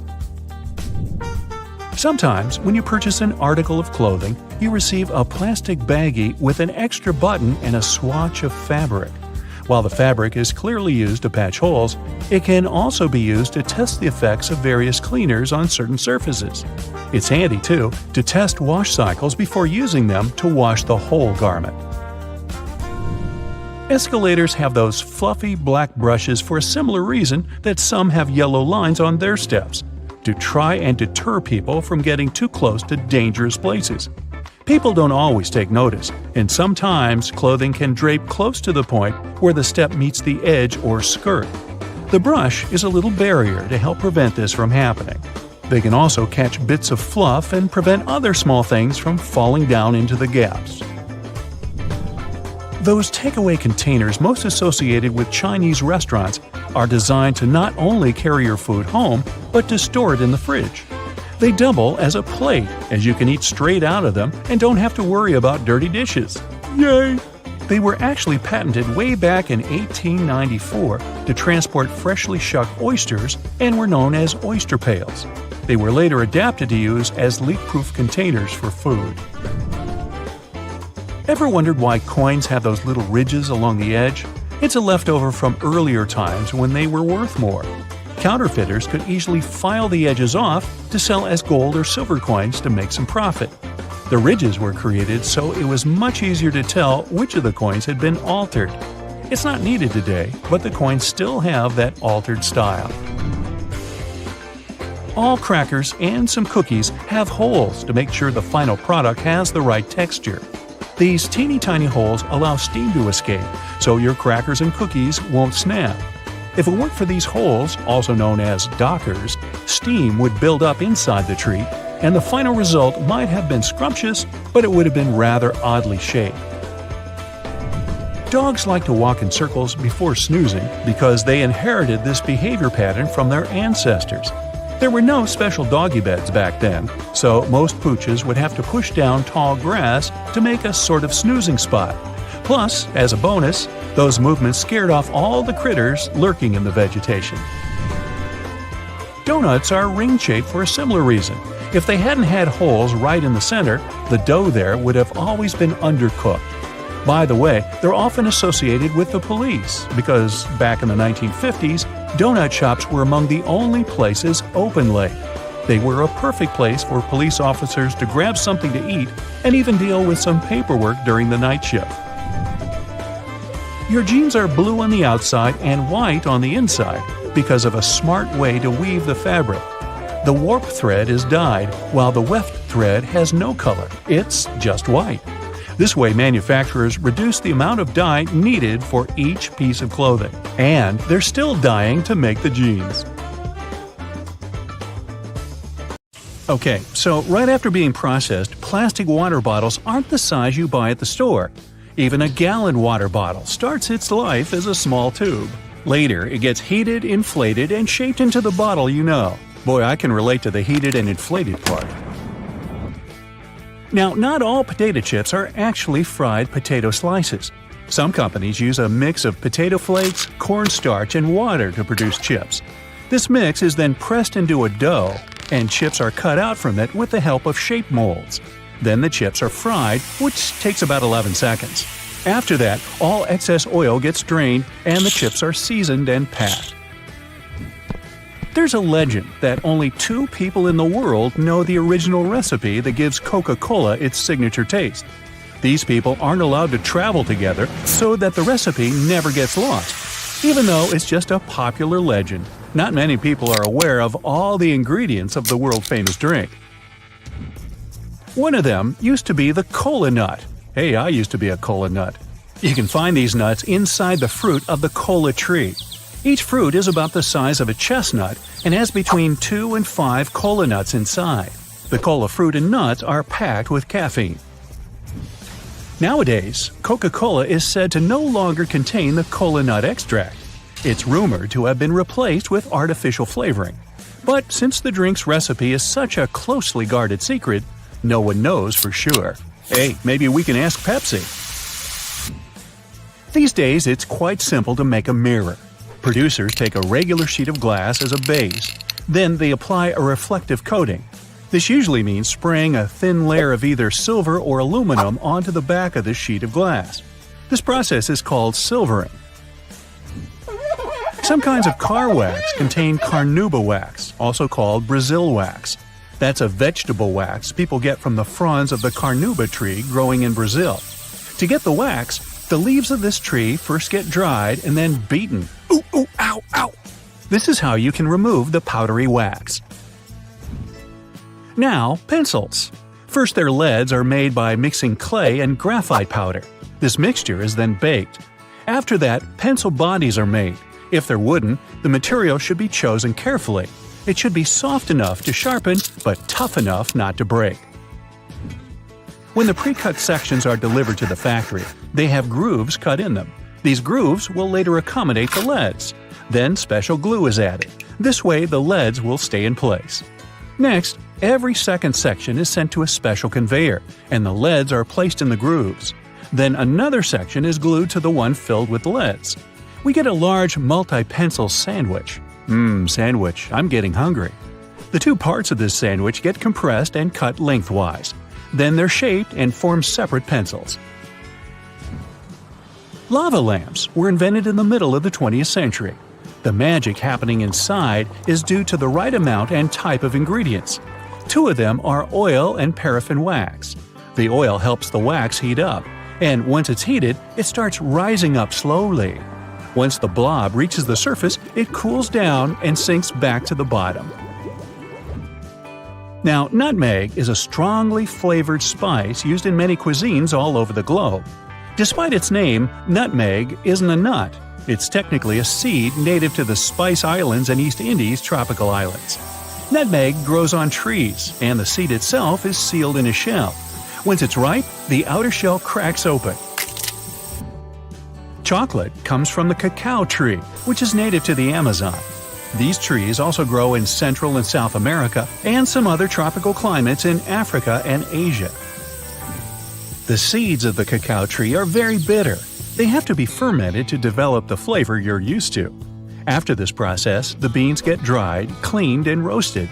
The shell is removed, and crumbled bits of dried cocoa beans are ground to cocoa mass. This mass is then used in the production of all kinds of chocolatey things.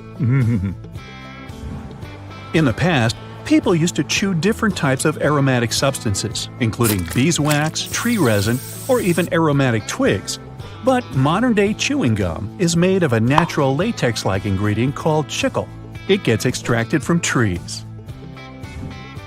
Modern marbles are made from glass. The first step is to melt recycled glass and previously rejected marbles that turned out to be too small or too big. About 15 hours later, the molten glass is ready for processing. A special cutter bar moves through the stream of liquid glass every half a second. It separates small pieces of glass. They're future marbles called slugs. The faster the cutter bar moves, the smaller the marbles are. After that, the still hot slugs are sent through several constantly rotating metal rollers. They keep the slugs apart and also cool them. These ridged rollers also give the marbles their spherical shape. As for the marble's final coloring, it's determined already at the melting stage. That's when the air passes the coloring through the glass. You can find springs everywhere, from tools, electronics, and toys to pens and mattresses. They come in different forms, for example, torsion, wire, extension, or compression springs. When a spring is made, a steel cord is passed to a dereeler. How thick this cord is depends on what kind of spring we need. The dereeler unwinds the roll and sends the cord to a computer-controlled forming machine. That's where the cord gets coiled to the needed length and cut into pieces. Now, to produce tomato ketchup, one of my favorites, you need tomato paste or puree, sugar, or some other natural sweetener, salt, spices, vinegar, and onion powder. First, the needed volume of the tomato paste is heated while being constantly stirred. Then other ingredients are added as well. Before the ketchup is bottled, it has to go through several cooling stages. Meanwhile, bottles are already aligned and waiting to be filled with the ketchup. This usually happens automatically. At the end of this process, caps and labels are added to the bottles. Cashew nuts are rich in plant protein, healthy fats and fiber, and low in sugar. But they're some of the most expensive nuts out there, and no wonder. The cashew tree, native to tropical regions of Brazil, produces a long stalk called a cashew apple. It resembles a small pear. Well then, why don't they just call it a cashew pear? Anyway, at the end of this stalk, there's a kidney-shaped nut. It's protected by a double shell that contains a poisonous oily substance. It's the main reason cashews aren't sold in their shells like peanuts or pistachios. Cashews need to be dried and roasted first. This removes the toxins and makes the shell brittle and much easier to remove. Nail polish, as we know it today, is a rather modern invention. It became popular at the beginning of the 20th century. Different companies use different kinds of chemicals and ingredients to produce nail polish. But one of these ingredients is always the same: nitrocellulose. This substance is actually liquid, but it gets mixed with plasticizers. They make nail polish more flexible and allow you to wear it longer. The process of creating ice cream sandwiches is pretty simple. First, ice cream gets whipped. It's done to add some air. The resulting substance is then sent to the next part of the assembly. There, 2 lines of wafers are already sandwiched together, and ice cream is simultaneously injected between them. It happens so quickly that more than 100 ice cream sandwiches can be made in a minute. How many can I eat in a minute? There are all kinds of plastic brooms out there, but there's one type that's made from recycled plastic bottles. With people buying 1 million plastic bottles all over the world, it's a cool way to reuse plastic. Tires production is a multi-step process. Tires are made from more than 15 main ingredients. Among them, there's synthetic and natural rubber, carbon black pigment, and chemical additives. Giant mixers stir these ingredients under high pressure and temperature. The final result is almost always thin rubber gum. It gets rolled into sheets. After that, tires get assembled on a special machine. Different kinds of cloth, rubber, and metal are used for the production of a tire. Finally, the tire gets cured in a special press under more than 300 degrees of heat and high pressure. This process lasts for 12 to 15 minutes. When they make darts, the flight shafts are produced first.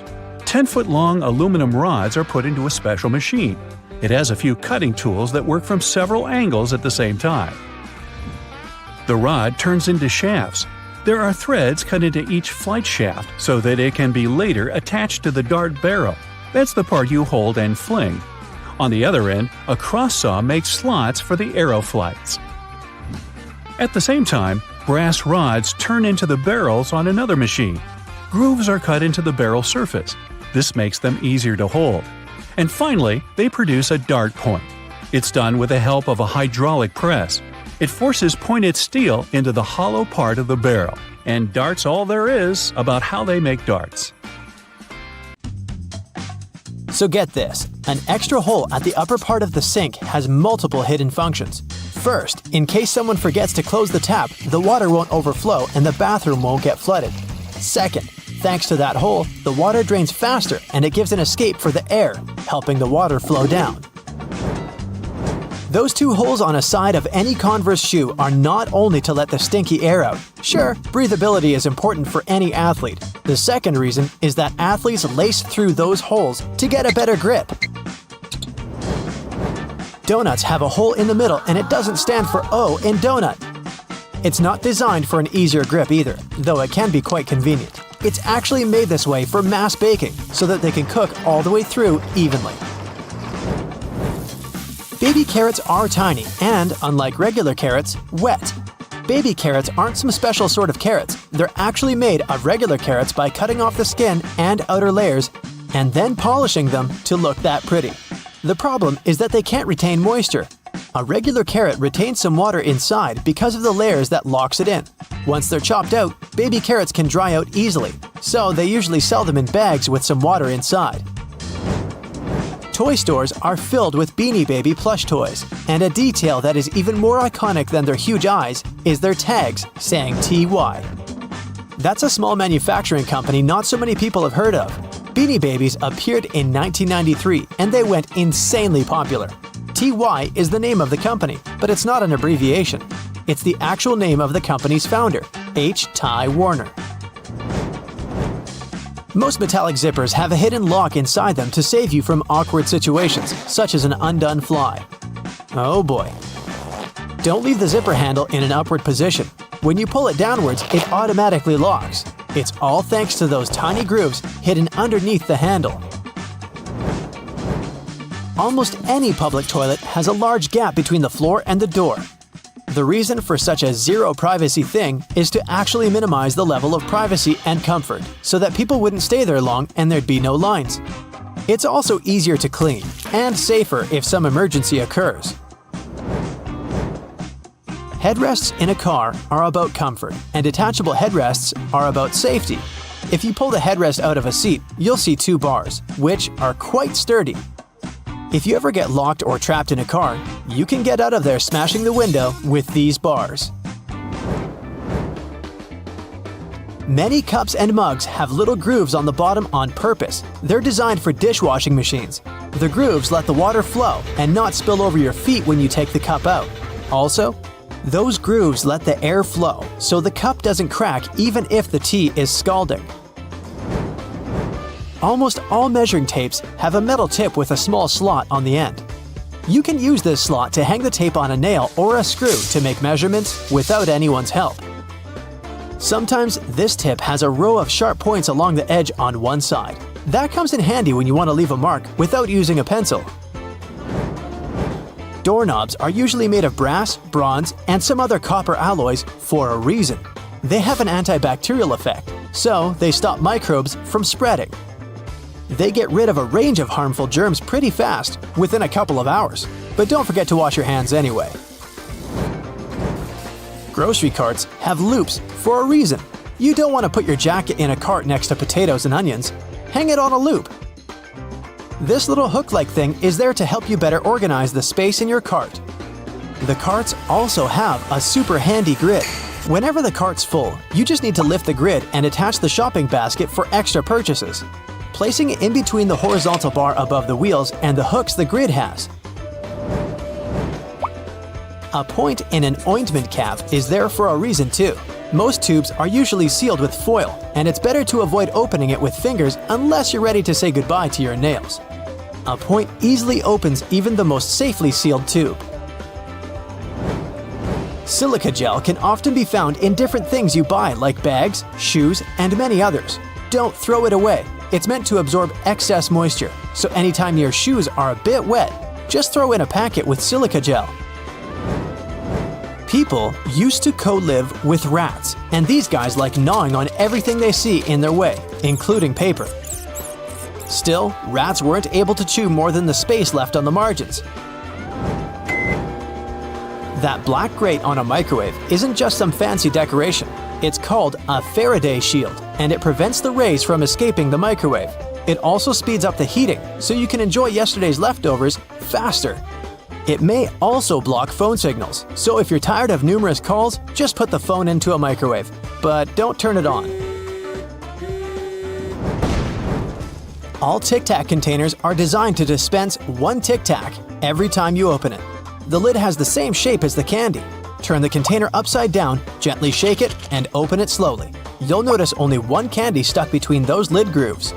So if you just open the container and shake it until 5 or even more candies fall into your mouth, it means you've been eating Tic Tacs wrong all this time.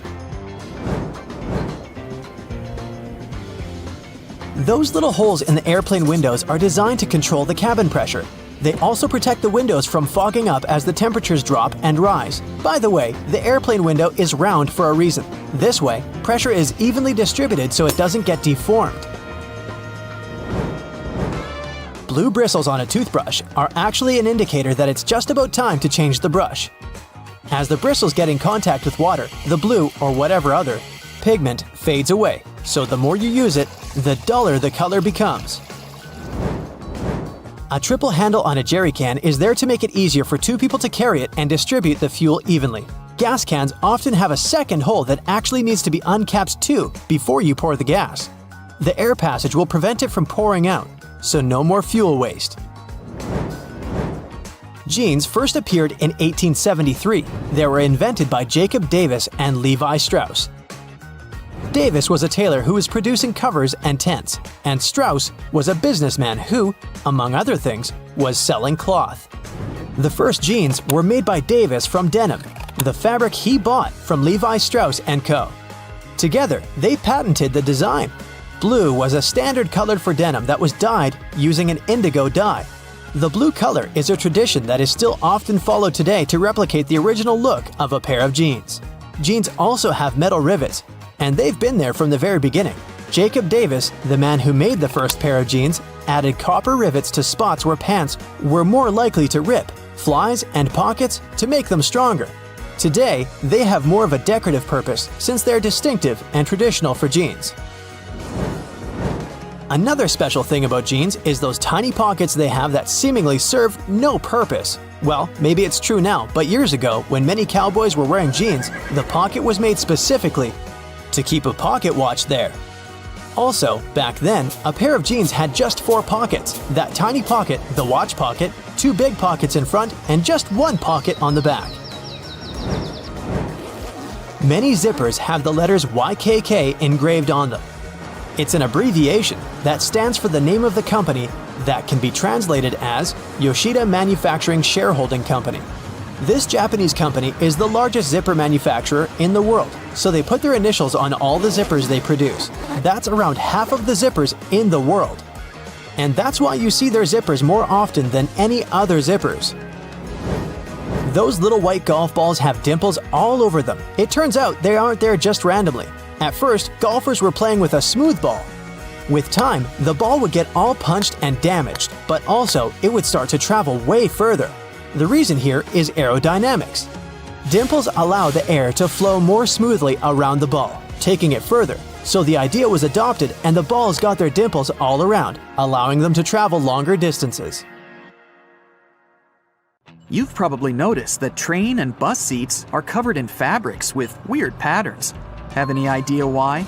Well, they use these patterns to cover any germs and stains on the seats. The brighter the color and the more patterned it is, the harder it will be for passengers to notice any stains and get grossed out. Also, the patterns are usually so ugly that no one even wants to look at them for long enough to spot any stains. So yeah, the pattern is there to make you look away. And if you look, to make it less noticeable. No bus will ever have plain white seats, that's a guarantee.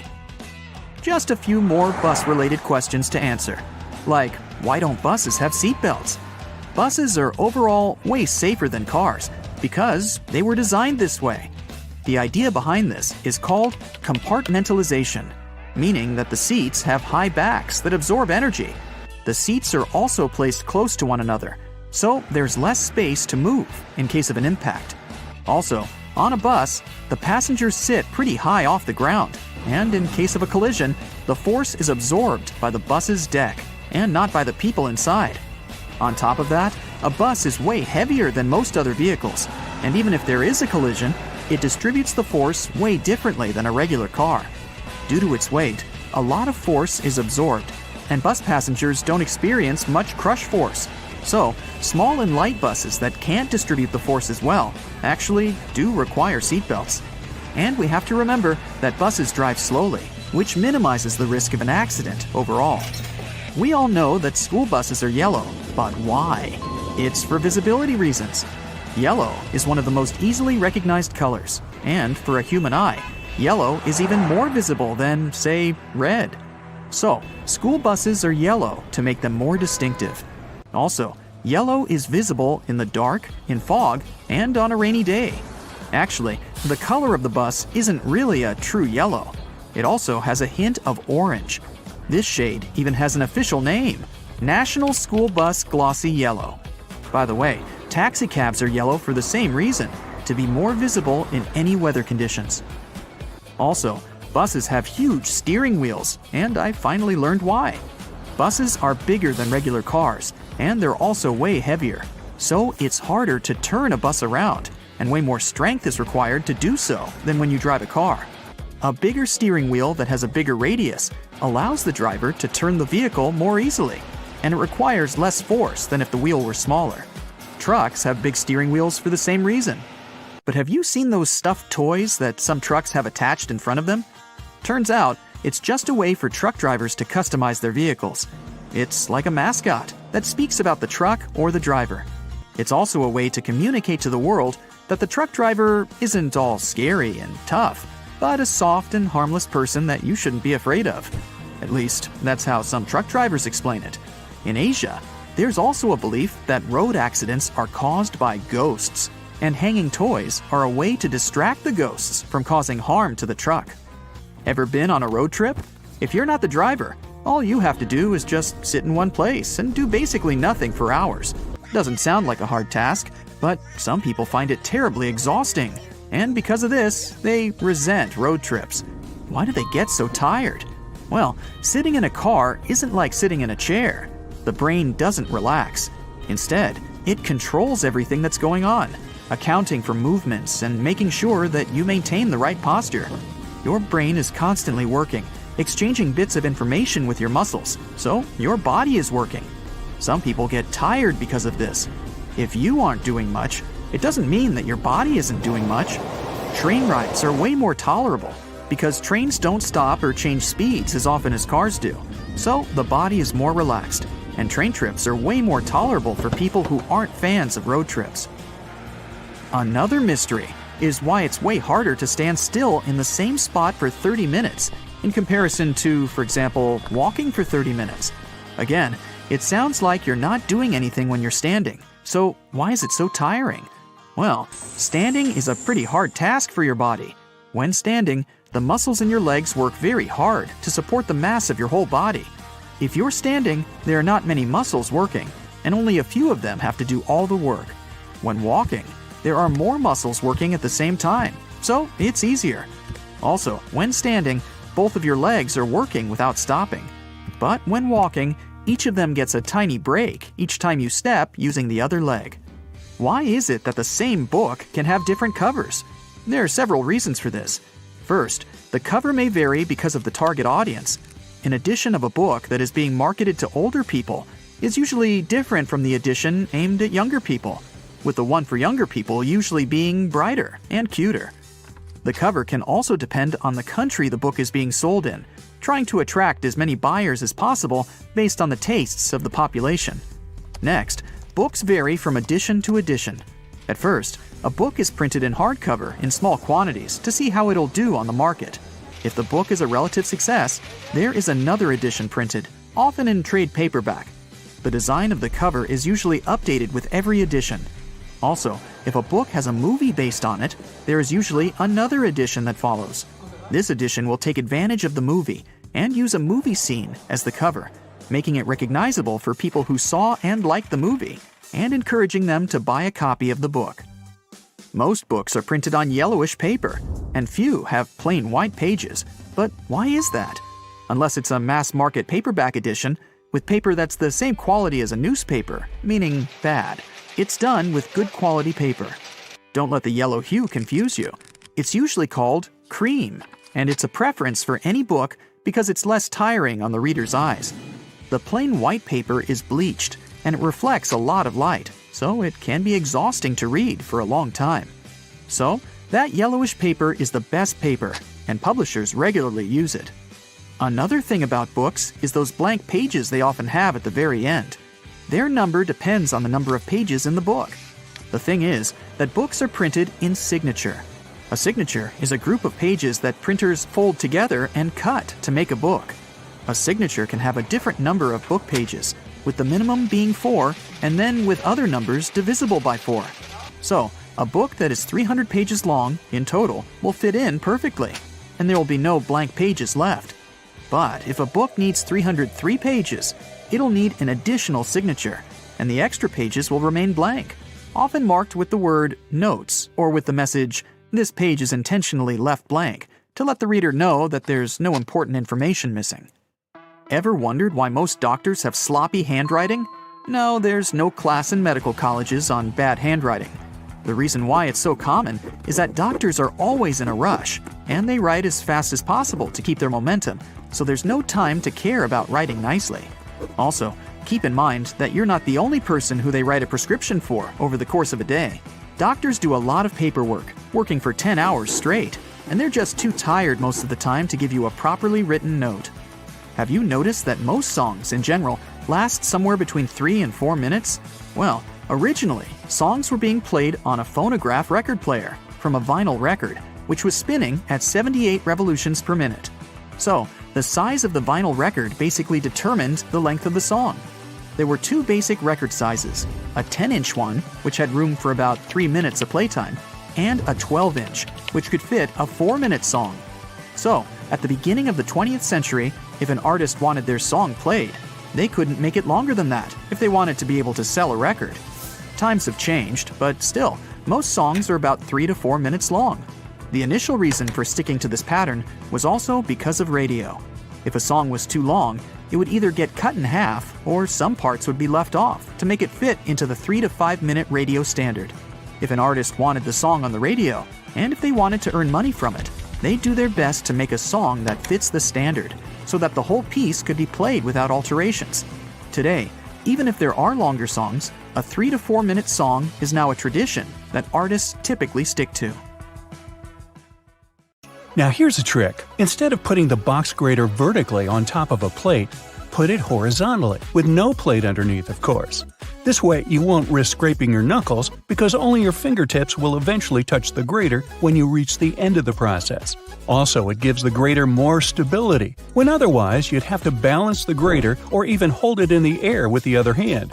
When you're done, or when there's just too much grated stuff on the bottom wall of the grater, simply turn it on its side to pour the contents into the bowl or plate. Flowers in a vase would stay fresher for longer if not for the bacteria that breed in the water. Since copper has some antibacterial properties, dropping a penny into the water will help keep the microbes at bay and let you enjoy your flowers for that little bit longer. An easy way to check if your bed linen has dried completely is to put a small mirror in between the layers for about 5 minutes. If the mirror has steamed up when you pick it up, it means the sheets are still a bit damp. Let them dry until the mirror stops getting cloudy. A damp bed is a lovely breeding ground for fungi and bacteria. Okay, I'm in. If you have a not very healthy habit of eating in front of your computer, you'll be surprised at how much crumbs and grime there is inside your keyboard. Now, you can just turn it over and shake it vigorously, of course, but that's not very good for any piece of tech, you know. So instead, take a Post-it note and run its sticky part over the keyboard. It will collect the little pieces of trash like magic. Even a better way to do it, though, is to take a slime and stick it to the keyboard, then take it away, squeeze it, and stick again in another part.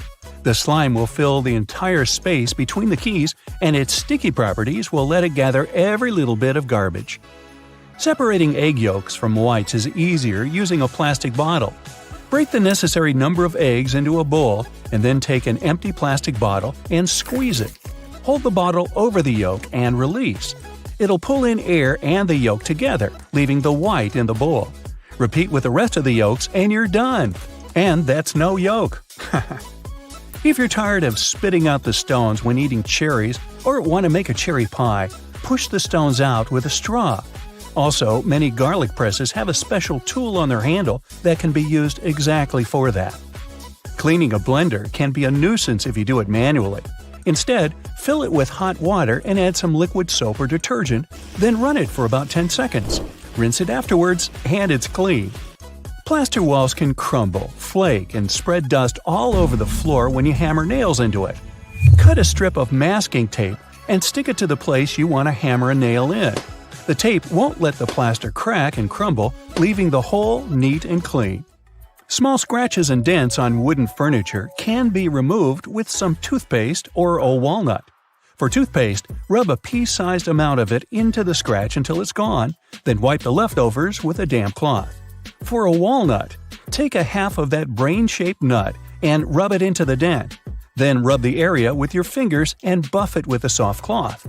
This will help the wood absorb the oil from the nut, making the scratch sealed and gone. The sticky residue on jars left after you remove the stickers won't be easily removed by water and detergent. So, take some vegetable oil instead. Soak a cotton pad in it and wipe the sticky surface. Let it sit for a while and then wash the oil away together with the residue. If you can't comfortably reach the wick of a candle with a lighter, hey, take a stick of spaghetti. Light up its end and you'll get a burning stick that's easy to use for hard-to-reach places. Now, next time your razor blade's getting dull, try rubbing it backwards on a pair of jeans for regular upkeep. Not while you're wearing them, of course. Make sure you keep the blades dry, too, or even kept in mineral oil. That'll stop them from rusting. Keep all those jelly, ketchup, peanut butter, and mayo fresher for longer in your fridge by turning the contents upside down. This creates a partial vacuum inside the container, helping prevent mold growth. Storing ice cream upside down will prevent freezer burn, too. To bring your permanent marker back to life, simply put a few drops of rubbing alcohol into the felt material inside and shake. Once the felt absorbs the rubbing alcohol for a couple of minutes, the marker will be almost as good as new. Now, don't keep throwing away lettuce that goes black too quickly. Covering it with a dry paper towel and then placing it in an airtight container will help it keep fresher for much longer. This goes for any leafy greens you've got leftovers of. That sharpish bit sticking out of the cap of your favorite cream is there for a reason. These tubes are usually sealed with foil, so unless you love breaking your nails trying to open them, just flip the cap over and push. Your bobby pins might not stay in place if the grooves aren't facing the right way. They should always be on the bottom, close to your head. Still coming loose? Well, put a squeeze of hairspray right onto the bobby pin before you put it in your hair. Now, your Cotton Rounds pack has those strings on it, so you can hang it on a handy hook in the bathroom. But there's no need to loosen and tighten it back up every time. Check out the bottom of the pack. It has a perforated line. Tear it open carefully, and you're good to go. 2 zips too much? Maybe, but they come in handy as a clever anti-theft device. Just lock them together. Now no one can open your backpack. Don't have a lock on you? You can also tie them together with some string or even just a paper clip. Anything to slow those pickpockets down. That tiny little button on the back of a shirt collar is used to hold your tie in place. Hey, you don't want your tie trying to escape back there. Shoe manufacturers care about their customers, so most running shoes now have a special anti-blister system pre-installed. Sounds intense, but it's basically just that extra hole on top of your sneakers. Make a loop with the extra hole, inserting the lace backward. Cross your laces and put them through the loops. Now pull the laces down to lock your foot in place. Now run. Yeah, go ahead. Car headrests are all about comfort, and detachable headrests are all about safety. If you pull the headrest out, you'll see 2 sturdy metal bars. If you ever get locked or trapped in your car, you can use the bars to smash the window and get out. If you've got some pesky parsley stuck in your teeth, try this tip. It can be hard to get it out with loose floss. You need more tension, so just tie it in a knot. It's not an accident that soy sauce bottles have 2 spouts. The sauce is liquid and it flows out of the bottle pretty easily once you turn it over. Most Asian food lovers have spilled it at least once in a lifetime. That's why nowadays, restaurants prefer serving soy sauce in special bottles that have 2 spouts. This design allows you to control when and how much sauce will come out. Just put your finger on one spout when you pour the sauce through another. If you press your finger tightly to the spout, the sauce will stop flowing, and if you remove your finger, it'll flow again. And don't forget to ask your server, "Hey, wasabi!" Alright. A hair straightener is an excellent tool, not only for treating your natural curls, but also for fixing crumpled money or documents. You can also use a regular iron for this purpose. Just make sure you don't turn on steaming mode, otherwise there's a risk of damaging the paper. Hair bands are good not only for getting your hair done, but also to open a glass jar with canned food. Your hands might slip on the tightly closed lid, and if you don't open the can from the first attempt, your palms tend to get sweaty, making the task virtually impossible. So, put a hairband on the lid to fix your hand and make your grasp stronger. A simple rubber band will do as well. Now, it's time to take my sweaty palms and go. What's hiding inside Coca-Cola cans and regular household batteries? Why do magnets affect breakfast cereals? Do crosswalk buttons actually work, or are they just useless decorations? What does that USB symbol really mean? I'm not sure I know the answers to these and similar questions, but I'm eager to learn the truth together with you. Let's find it out. Coca-Cola cans have a secret few people know about. Here's a Coke can. Let's submerge it in a highly corrosive alkaline solution. The aluminum dissolves due to a process known as hydrolysis, and we can see a plastic liner inside the can. It's made from a polymer or epoxy resin and serves as some kind of a protective barrier between the aluminum walls of the can and the rather acidic soda. Despite a popular myth, household batteries don't actually contain liquid, and if you accidentally cut them open, no toxic liquid will spill. Most of them are dry cell batteries, which are made of electrochemical cells. Those convert chemical energy into electrical energy. Larger batteries often house numerous small cells within them too. Even Tesla vehicle batteries consist of multiple small cells. When combined, they easily provide the necessary voltage. Most toothbrushes have differently colored bristles, but they aren't just pleasing to the eye. Those bristles, often blue, have a functional purpose. They're called toothbrush indicators, and their colors fade as you use the brush. The American Dental Association recommends changing your toothbrush at least 4 times a year. And by getting paler, these bristles help you figure out when it's time to replace your toothbrush. You'll probably agree that there's no better snack than a pack of chips. Some are flat, others have ridges. Is it just aesthetics? Not really. The main purpose of those lines on some kinds of chips is to help with the distribution of spices and seasonings. In other words, all those substances that make your chips taste like cheese are mostly stored inside the lines. Plus, the lines make chips crunchier. Now this one might be a surprise, but some breakfast cereals are magnetic. That's because they're often fortified with iron in the form of a fine powder. Due to the added iron, cereal flakes get attracted to magnets. All this may sound kinda alarming, but in reality, the iron content in the flakes is minimal and doesn't pose any threat to your health. That clear fluid in gel pens is called the ink follower or stopper fluid. The gel in such pens contains pigment particles dissolved in a polymer solution. The main task of the stopper fluid is to be a barrier to prevent the gel from evaporating or leaking out. Without this transparent fluid, your gel pen wouldn't function. The fluid always stays in one position and doesn't get dissolved with the gel. Neither does it move backwards or flow out of the pen.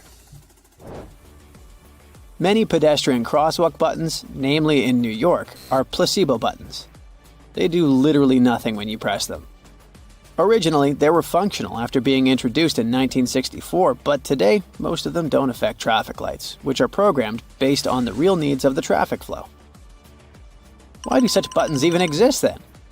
It's a simple psychological trick, providing you with an illusion of control. You might have noticed that movie theater seats are almost always red. This choice isn't random, it has strategic importance, which is rooted in visual science.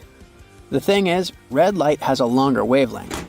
It means that it's the first color to disappear in low light. It allows the audience to concentrate better on the screen once the movie begins. Such a design choice enhances the viewing experience by minimizing distractions. Speed bumps are crucial for pedestrian safety. But at the same time, they can seriously increase car emissions due to the non-stop acceleration and deceleration they cause. To address this issue, some cities like London are testing fake speed bumps. Those are optical illusions painted on the road. They look raised from a driver's perspective, but in reality, they're flat. Authorities hope that this approach will slow down drivers without having a negative impact on the environment. Soda bottles are always filled in such a way that there's some space between the liquid and the cap. That's because soda contains carbon dioxide. It's a gas that can expand once the bottle's heated. If there's no gap in the bottle, it can break because of the pressure building inside. Also, when you open your drink, the gases go out in the form of bubbles, making the drink overflow. The gap helps with this problem too. The USB symbol, looking like a trident, has always sparked multiple speculations about its origin. One popular idea is that it represents Neptune's trident and symbolizes power and adaptability. But there's also a little bit less exciting theory. A man who claimed to have designed the symbol in the 1980s stated that it was supposed to represent connectivity. The large circle symbolizes a computer, while the attached shapes, the circle, the triangle, and square, stand for different outputs. The design of a tennis racket has a specific feature known as the throat. It's an open space below the head of the racket. This space isn't just for storing balls, it also improves the racket's aerodynamics by letting air pass through. It seriously reduces drag during swings. Speaking of tennis courts are usually built with a north-south orientation. It helps minimize the impact of the sun's position during the game, ensuring that neither player has the sun directly in their eyes. Look closely at a tram's overhead lines, and you'll see that its contact wires zigzag back and forth instead of going in a straight line. That's because all trams have pantographs attached to their roofs. The upper part of the pantograph is gradually worn down by the overhead wire and eventually needs to be replaced. To wear it down evenly, the wire is not installed strictly along the tram's path, but in zigzag patterns. As the tram moves, the pantograph slides along the wire, and it wears down evenly. Those cone-shaped water cooler cups? Their shape is intentionally designed to prevent users from setting the cups down. This allows employees to minimize the risk of spilling water on their desks around various electronic devices. Plus, less material is used to produce cone-shaped cups, which makes the process less wasteful and more cost-effective. It also kinda supports sustainability by encouraging people to drink their water quickly and dispose of their cups immediately after. Most suitcases have 2 zipper pulls, and it serves several purposes. First of all, if one zipper fails, the other can keep the suitcase closed. Even better, having 2 zippers allows you to have easier access to small sections of your suitcase without having to open it entirely. And finally, when you have 2 zippers, you can connect them with a padlock for increased security. Some plastic milk containers have dents on their sides. These dents serve several purposes. When milk spoils, it usually causes swelling and high-pressure buildup inside the container. That's when the dent pops out and doesn't let the jug blow up. Plus, if you decide to freeze the milk, it will expand like any other fluid. And then again, the indentation will pop out and prevent the container from breaking inside your freezer. If you ever had a problem figuring out why fake pockets exist, you need to hear this. The main reason is that if a clothing item has a specific cut or shape, pockets may spoil it. They can alter the item's shape either in the warehouse or already on the retail rack. The solution? Getting rid of the pockets in key areas. Plus, fake pockets are obviously cheaper, and they don't get stretched out. The thermos wasn't actually invented to keep your coffee warm. It was made by a Scottish scientist who wanted a safe place to keep his chemicals at a stable temperature. So, he took 2 bottles, put the smaller one inside the bigger bottle, and vacuumed out the air between them. Hey there! Quick question, what is the capital of Japan? If you said Tokyo, then you got it right. Tokyo is one of the most modern and colorful cities in Japan. But for over 1,000 years, Kyoto occupied that place. Yeah, I know, the names are similar, but while Tokyo is the futuristic center of Japan, Kyoto is one of the most traditional and historical cities in Japan. It's known as Japan's cultural capital. Let's play a game of Spot the Difference. Here are 2 photos. The first one is from Tokyo, and the second one is from Kyoto. Can you tell what is the main difference between both? Hold that thought for one more second. Here are 2 more pictures. The first one is from Asakusa, a neighborhood in Tokyo, while the second one is from Kyoto. What would you say is the main difference here? Well, you can probably guess where I'm headed. If you didn't figure it out, I'll spell it out for you. The main difference is in the colors. If you've ever had a chance to travel around a bit, you probably noticed how cities have certain color themes. Like Rome is terracotta, and Paris varies in tones of gray and sepia. Looking at these images, one can see that Tokyo is bright, electric, and looks even a bit chaotic. And Kyoto is monochromatic and gives the impression of being calmer and more peaceful. It's fascinating to see that what causes this distinction between both cities has to do with a certain landscape law. You see, in 2007, Kyoto passed a new law prohibiting colorful street signs. The law also wanted to standardize overall constructions to make the city look more homogeneous. Since Kyoto was Japan's capital city for such an extended period of time, it was built using traditional feng shui architecture and principles.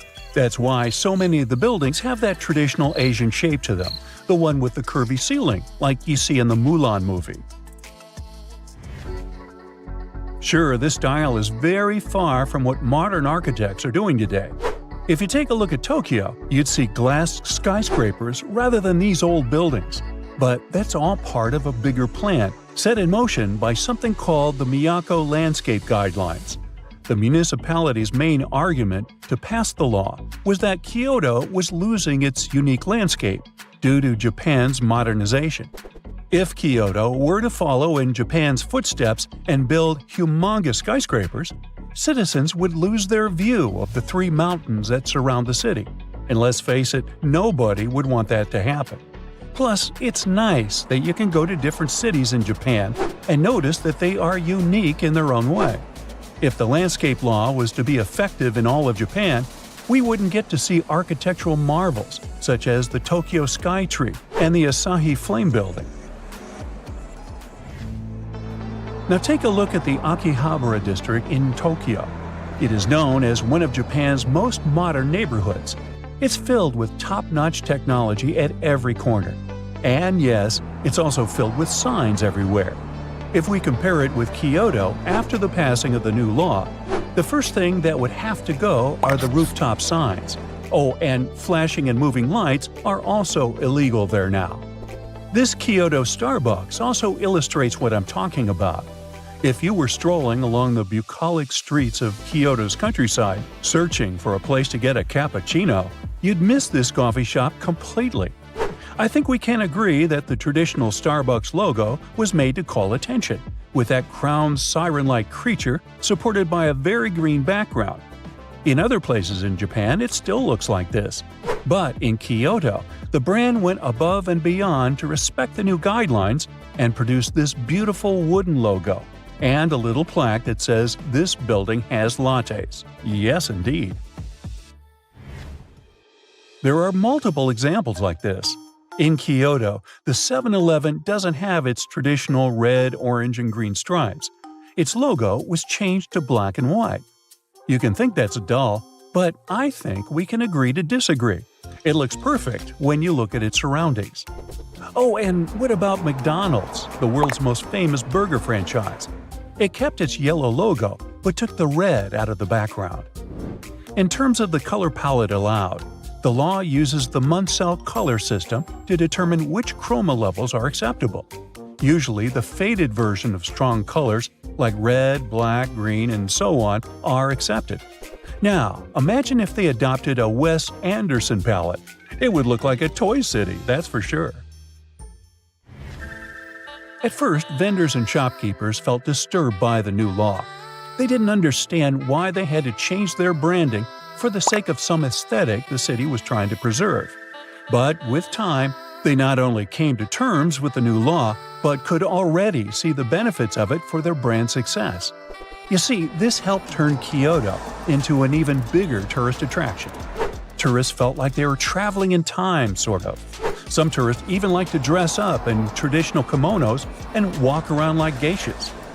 The municipality also began an award system to compensate the shops and brands that had done their homework well. Of course, the camouflage Starbucks won an award back in 2018, as did Sagawa, a major delivery company in Japan, back in 2012. It's not only shops that needed to adjust to the new guidelines. Things such as vending machines and post offices also needed to be toned down. Again, the idea is to make the city more visually coherent, and they sure help. Now, what happens if you don't follow the rules? Well, the people who chose to ignore the landscape law can spend up to 1 year in jail or pay a huge fine. We can also compare the differences inside Kyoto itself.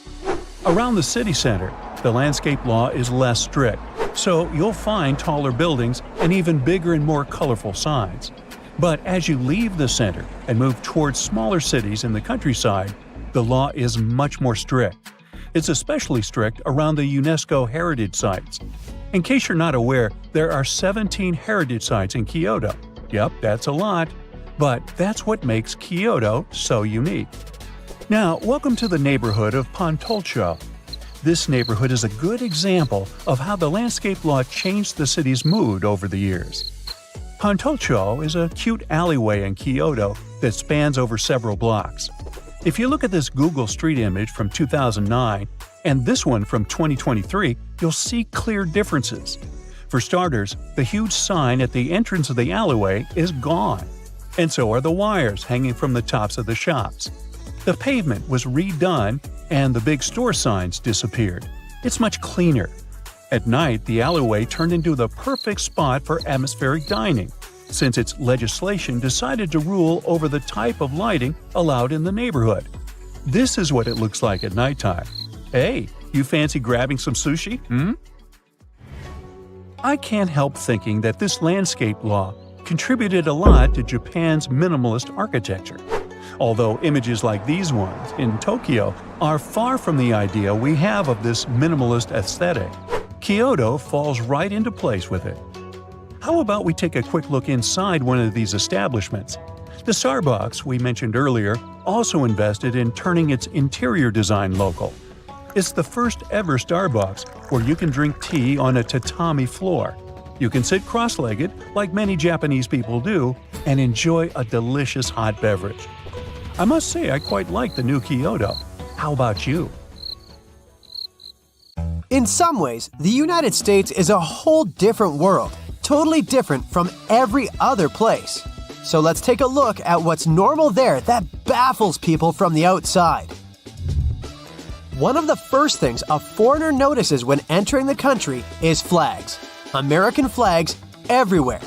On buildings like schools and houses, and on clothes like shorts, t-shirts, you name it. Throughout history, Americans have changed 27 flags. The current American flag was only adopted in 1960 and is so far the longest-lasting flag of the country. It wasn't created by the authorities, though. In 1958, there was a contest for a design of the new American flag, and the winning flag was made by a 17-year-old high school student from Ohio. The reason why Americans love their flag so much is national pride. But why not so many countries do the same? Well, some countries avoid displaying them for historical reasons. Other countries only raise the flag on special occasions to highlight the importance of the event. Still, some countries display their flag as often as Americans do. In Denmark, people are quite proud of their flag too.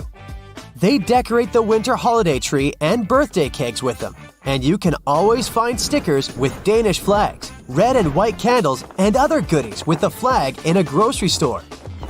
People in Sweden are also very much into their flag and have flagpoles everywhere.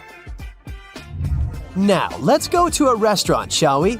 Many things there are very specific to the States. Like, for example, tons of ice in every drink. Turns out there is some history to this preference. America has always had a lot of ice as a resource, since New England's lakes and rivers have a lot of those during winter. Centuries ago, before refrigerators and other helpful cooling machines, that kind of cold resource was very valuable, and the States started exporting ice to other parts of the world. And also, of course, consuming it themselves. They started to put ice in their hot drinks, in contrast to the British, who were always drinking their beverages hot. The ice in the drinks has become an American thing, and it was also considered a rich person's drink. Yep, the ice would also show a person's status. Of course, with time, when refrigerators appeared, ice became available to everyone, and Americans started to add it to their drinks commonly. The habit remained, but also, ice drinks are very refreshing, which is especially important in the hot south of the country. But if you come from abroad and don't want your drink freezing cold, always specify it to the waiter. The next striking thing is the huge portions that are served, and there is a reason for that too. It wasn't always like this, but in the second half of the last century, due to pesticides and fertilizers, farmers started to be able to grow more food than they used to. The government caught on, subsidizing them to grow even more food. So, the amount of available food increased. Over time, companies started to increase the sizes of their portions. Why serve less food and get less money if you can serve a bit more and also charge more? That's good for business, and it's a win-win. Customers get more food for just a little bit more money. So, larger portions stuck. Okay, now we need to take a little toilet break. And, surprisingly, there are a lot of foreigners who find American toilets weird. First, what's up with those huge gaps in bathroom stalls?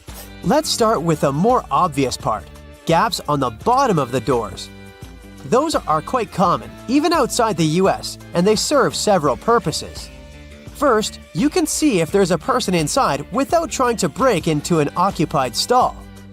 Second, it provides some ventilation and makes it easier to clean the floor in the bathrooms. The gaps on the sides are more questionable. Of course, people on the outside can't see everything going on behind the door, but still, there's not much privacy whatsoever. In most other countries, the gaps are either negligible or non-existent. So what's up with them in America? I did some research. Some sources say that since every inch of material is expensive, wide gaps are made to reduce the costs of bathroom stalls. Other sources say that when people feel exposed like this, they have fewer incentives to do something illegal in public bathrooms. Next observation, American toilets have way more water in their bowls in comparison to, for example, European ones. The reason is that those types of toilets use different flashing systems, and an American one needs more water to flush effectively. In many countries, especially in Asia, most bathrooms have bidets, which are used for after-toilet cleaning, and tourists don't understand why Americans wouldn't adopt those too. After all, if you step in mud, you'll go and wash your foot instead of just wiping it off with a tissue. The same logic works here. Also, it reduces toilet paper usage. So it's more sustainable and it's environmentally friendly. Some say there's a strong stigma in America around bidets that is extremely hard to overcome. Others say that toilets in the US don't have enough room to install a bidet. So they don't have those, especially if there are other well-known ways. Before we leave the restaurant, we need to tip the waiter. Tipping in the United States is way more common than in most other countries. You're expected to tip any service person who helped you with something. While some kind of tipping exists in some other countries, the extent of it is smaller. And there are also countries like Japan and Denmark where tipping isn't a thing at all. Those countries have minimum wage laws that dictate decent wages employers must pay their workers. This way, the need to pay money to service stuff isn't pushed onto the customers. By the way, here's one more fact about the prices. Probably the craziest thing in the States tourists have to adapt to are prices in stores. The tax isn't included into the displayed price and is added on top while checking out. So people who are short on money can't pre-calculate the price they will have to pay to make sure that they have enough money. But really, why is it so? The main reason behind such a weird policy is transparency. This way, taxpayers know how much tax they pay and can resist raising the tax rate in case it comes on the national agenda. Also, it allows buyers to compare the costs of products across states fairly, since tax rates may differ. So, if the tax isn't included, you compare the actual bread costs between Alabama and Alaska, for example. In some places in America, it's not very easy to get around unless you travel by car. In some regions, there's often no sidewalk taking you to the closest convenience store, or a crosswalk, allowing you to cross the road right in front of the store. The main reason for that is probably the fact that the United States is a big country with vast lands and everything is spread out. Neighborhoods can be scattered around, wide suburban territories quite far away from one another, so that's already far from being walking distance, and sidewalks aren't needed because, yes, no one's walking. Studies show that Spanish or Germans walk at least twice as much as Americans, but in those countries, everything is way closer. And last and not least, you guessed it, the imperial system. It's based on the human body. A foot is an average foot size of a person, so you might think it's quite intuitive for anyone. Well, no.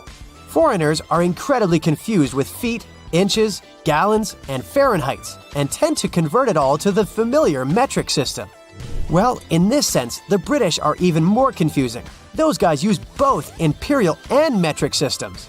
For height, it's mostly feet and inches, but for weight, kilograms.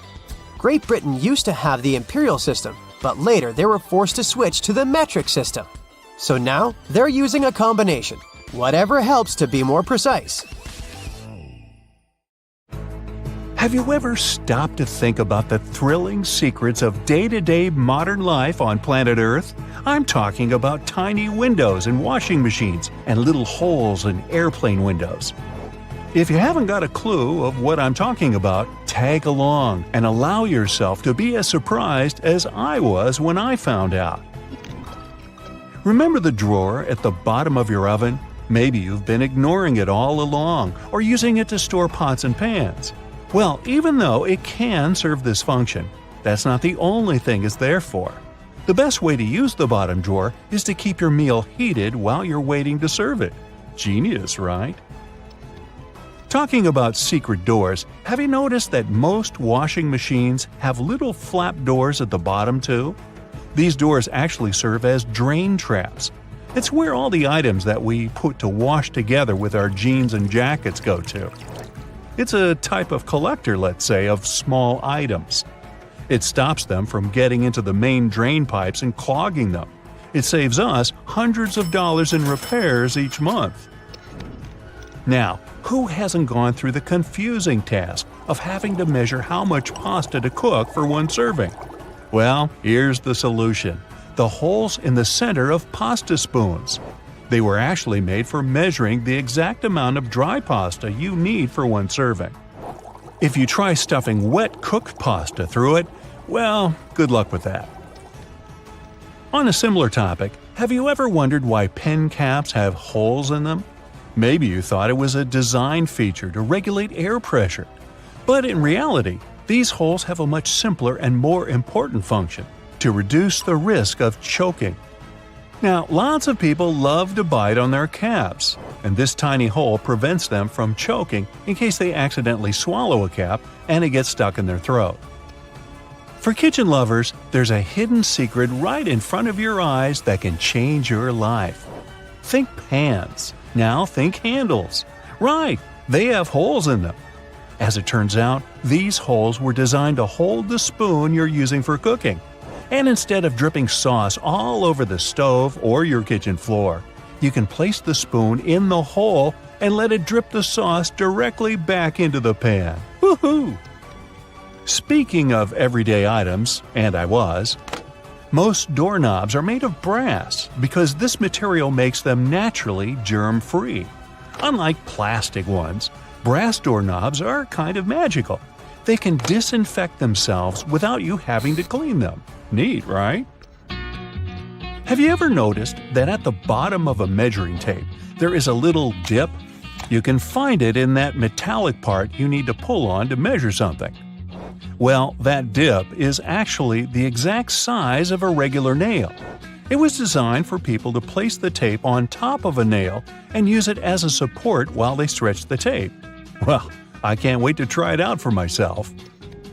As for the margins in your notebook, they were invented to protect people's notes from mice. No, the mice weren't copying your answers for the math quiz. Actually, there were times when people had to cohabitate with rats and mice that often chewed on paper.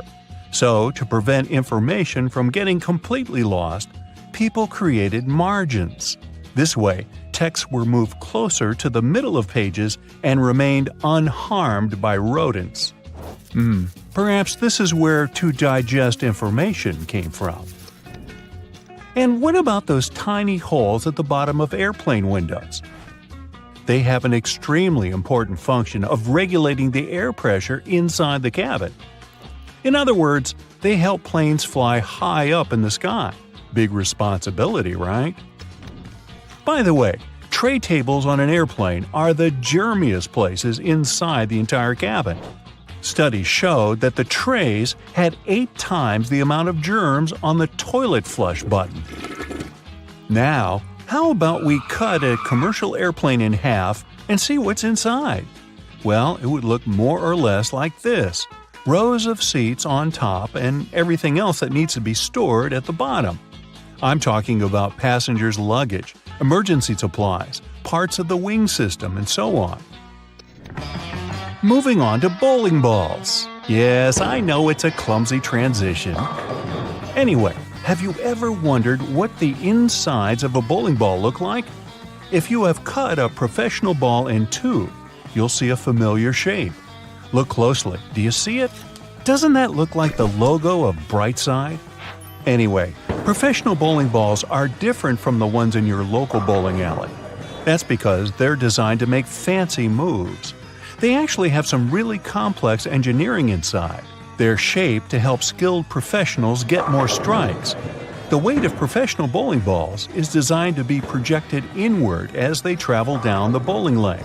This makes it harder for them to get into the gutters on the sides of the lane. Speaking of balls, let's take a look inside a baseball. To make it light and aerodynamic, producers use several different layers. Starting from the core, we have a cork center enveloped by black rubber. Then there's a layer of red rubber, followed by 2 or 3 alternating layers of wool yarn.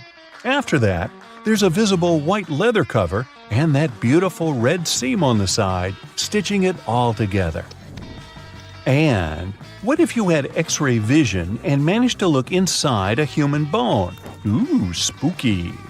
I'd say what calls most attention is this spiderweb-like situation at the center of the bone. In reality, it's a highly condensed and complex structure of nerves that you have inside your bones. Aren't you lucky? Now, I've got a riddle for you.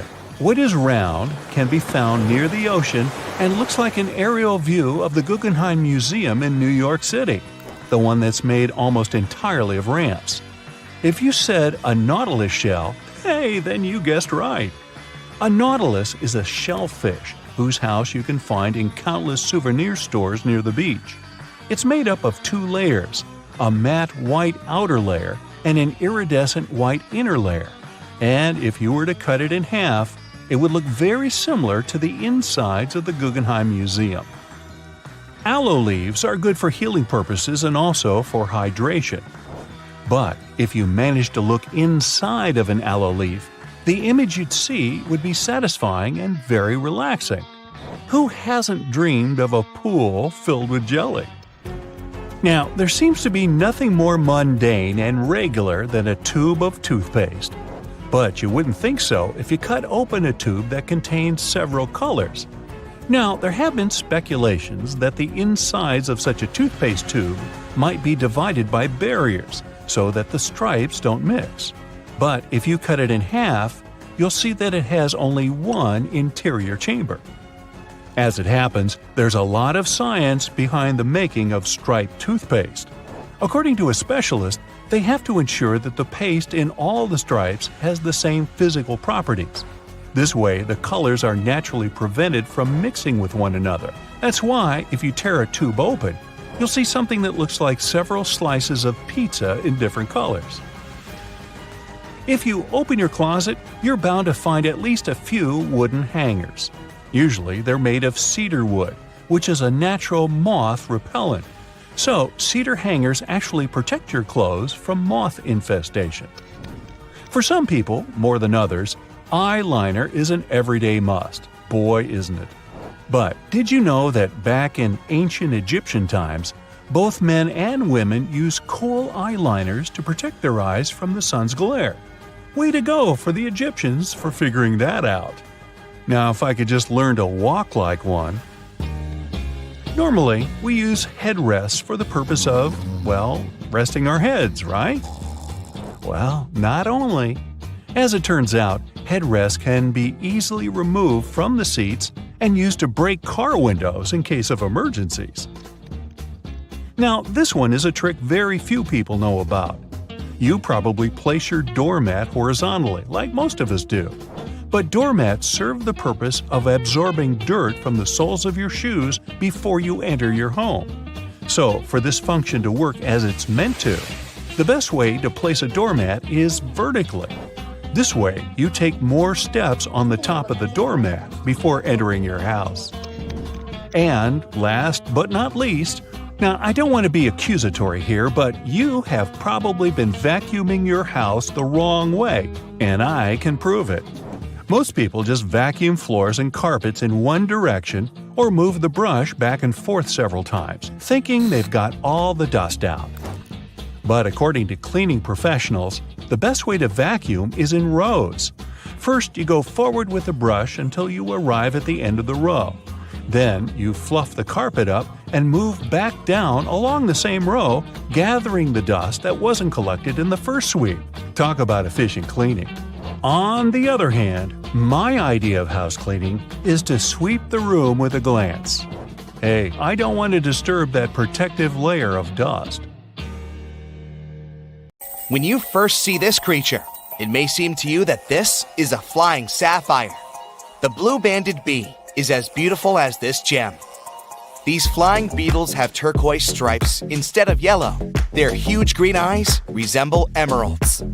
And their thin brown wings look like layers of cellophane with engraved patterns. Appearance is not the only thing that distinguishes them from ordinary bees. The blue-banded ones are singles. They don't move in swarms and don't live in large nests. These beetles like settling in small burrows in the soil or crevices in rocks. Another cool difference between our blue guys and ordinary bees is their unique way of pollination. Scientists call it buzz pollination. The blue bee sits on the flower, holds it tightly, and begins to shake the whole body. It creates a series of small, fast vibrations. This way, the bee also shakes the flower, quickly and gently. These movements make the pollen move out of the anther. Then the bee stops and collects all this pollen. Some scientists think these bees prefer pollinating purple flowers. This helps the blue bees blend in with the plant and remain unnoticed by enemies. But this theory hasn't been proved yet. The blue-banded bees mainly inhabit the territory of Australia. They are an important element in the agriculture of this country. These bees work with tomatoes, cranberries, eggplants, blueberries, kiwi, and chili peppers. Ordinary bees can't pollinate most of those plants, but their blue relatives can. On a global scale, more than 8% of plants in the world need to be pollinated through buzz pollination. That's why farmers love and protect blue-banded bees so much. Wasps and bees are very similar in appearance. Sometimes they can be difficult to tell apart, but their lifestyle is totally different. Bees are quiet beetles that spend all their time pollinating plants, collecting nectar from flowers, and making honey. We can say that bees are small, powerful trucks, but wasps are racing supercars. They are more aggressive, much faster, and more maneuverable in the air. Their stings are more painful. Yes, they can also carry pollen from one plant to another and feed on nectar, but their main mission is to control the population of insect pests, such as aphids and some species of caterpillars.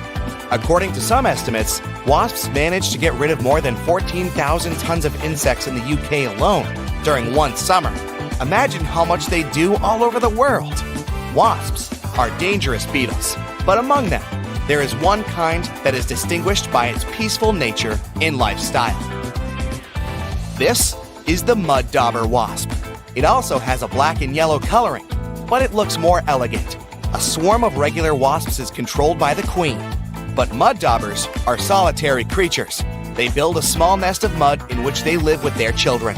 A mud dauber will bite only if it's in danger. Unlike other wasps, these insects only use their venom to paralyze spiders, flies, and caterpillars. Then, they bring them to their nest to feed their children. So don't be surprised if you see a large horde of paralyzed spiders inside the nest. There can be more than 500 bugs in one nest. When little wasps hatch from eggs, they immediately begin their feast. The most unfriendly wasp species is the hornet. They are also wasps, but bigger, angrier, and with an even more painful bite. Its bite is one of the most dangerous among all insects. This critter can grow to be the size of a thumb. That's 3 times as large as a regular bee. Hornets attack in a huge swarm and pose a great danger to any animal. To fight them, people wear thick protective suits that resemble spacesuits. But the worst thing is that hornets invade hives and reduce the bee population. This can lead to a catastrophe on a planetary scale, since bees pollinate more than half of all fruits, vegetables, grains, and nuts in the world. Look at this big buzzing bumblebee. There's something wrong with it. It lands on a flower. And wait a minute. This is not a bumblebee at all. It's some kind of green-orange beautiful beetle. Oh, now it takes off and looks like a bumblebee again. Meet the pellucid hawk moth. Thanks to its color and transparent wings, it creates the illusion of a bumblebee. The wings of most insects serve for thermoregulation. They warm their body. Other insects have wings that help them fight enemies. A butterfly manages to look like a large creature, thanks to the pattern on its wings. Some insects communicate using vibrations created by their wings. Colored wings have many different purposes, but the pellucid hawk moth has transparent wings. and their main function is to avoid reflecting sunlight. These fast-moving transparent wings practically don't shine in the light and tone down the color of the beetle. Thanks to this, when the moth is flying, other insects perceive it as a bumblebee and are afraid to attack it. These bumblebee copycats are found in Africa, India, Southeast Asia, and Australia. At the beginning of life, they are bright green caterpillars that feed on coffee and pomegranate leaves. From afar, it may seem that a hamster is sitting on the trunk of a tree, but this is actually the southern flannel moth. It's large and covered with thick fur. Don't try and pet it if you don't want to go to a hospital. There are many poisonous thorns hidden inside this fur coat. Even a light prick can make you experience lots of unpleasant sensations. Other insects that pretend to be bees and wasps are hoverflies. They look like wasps, fly like wasps, and imitate a wasp's sting. But their coolest ability is copying bee buzzing. In reality, though, hoverflies are fragile, harmless creatures. Their ability to transform into bees is essential for their survival, and it works great. Many animals and insects are afraid to approach these skillful actors. But in the entire animal world, lyrebirds get the title of the most talented imitators. These small birds, with large, beautiful tails resembling a lyre, live in Australia. Imagine getting lost in a forest far away from a big city. Suddenly, you hear the sound of a chainsaw. You don't see people, but the sound is getting closer. Then you hear the clicking of a camera shutter, but there are no people with cameras around. Lyrebirds create all these sounds. Thanks to all the complex muscles of their syrinx, they can mimic the sound of almost anything. Some people heard these birds imitating human speech. Also, they are good forest designers. Female lyrebirds build domed nests on the ground, in stumps and caves. They usually lay one egg there and take care of the baby for the first 6 to 10 weeks. Let's go down from the sky to the ocean to see other tiny creatures. Meet blue-ringed octopus. This little guy looks so small and cute. Its bright neon color and blue rings are visible from afar. The octopus can easily fit in your palm, but it's better not to touch it. Meeting a great white shark may not be as dangerous as encountering this tiny creature. It's one of the most treacherous sea inhabitants in the world because of its venom. One bite can knock down a huge African elephant. The octopus is much more dangerous than a king cobra or a black widow spider because its bite often goes unnoticed. You may not feel or see when it stings you, and when you realize that something is wrong, it may be too late. Also, there's no antidote to the blue-ringed octopus's venom. The creature's salivary glands are home to bacteria that produce this venom. The same substance is found in the venom of pufferfish. When it enters the human body, it paralyzes the entire nervous system. The lungs stop contracting to supply the body with oxygen. The only good news is that this octopus is unlikely to attack first. The last recorded case when this creature charged at people was in the 60s. The blue-ringed octopus lives in the Pacific and Indian Oceans, from the coast of Japan to Australia.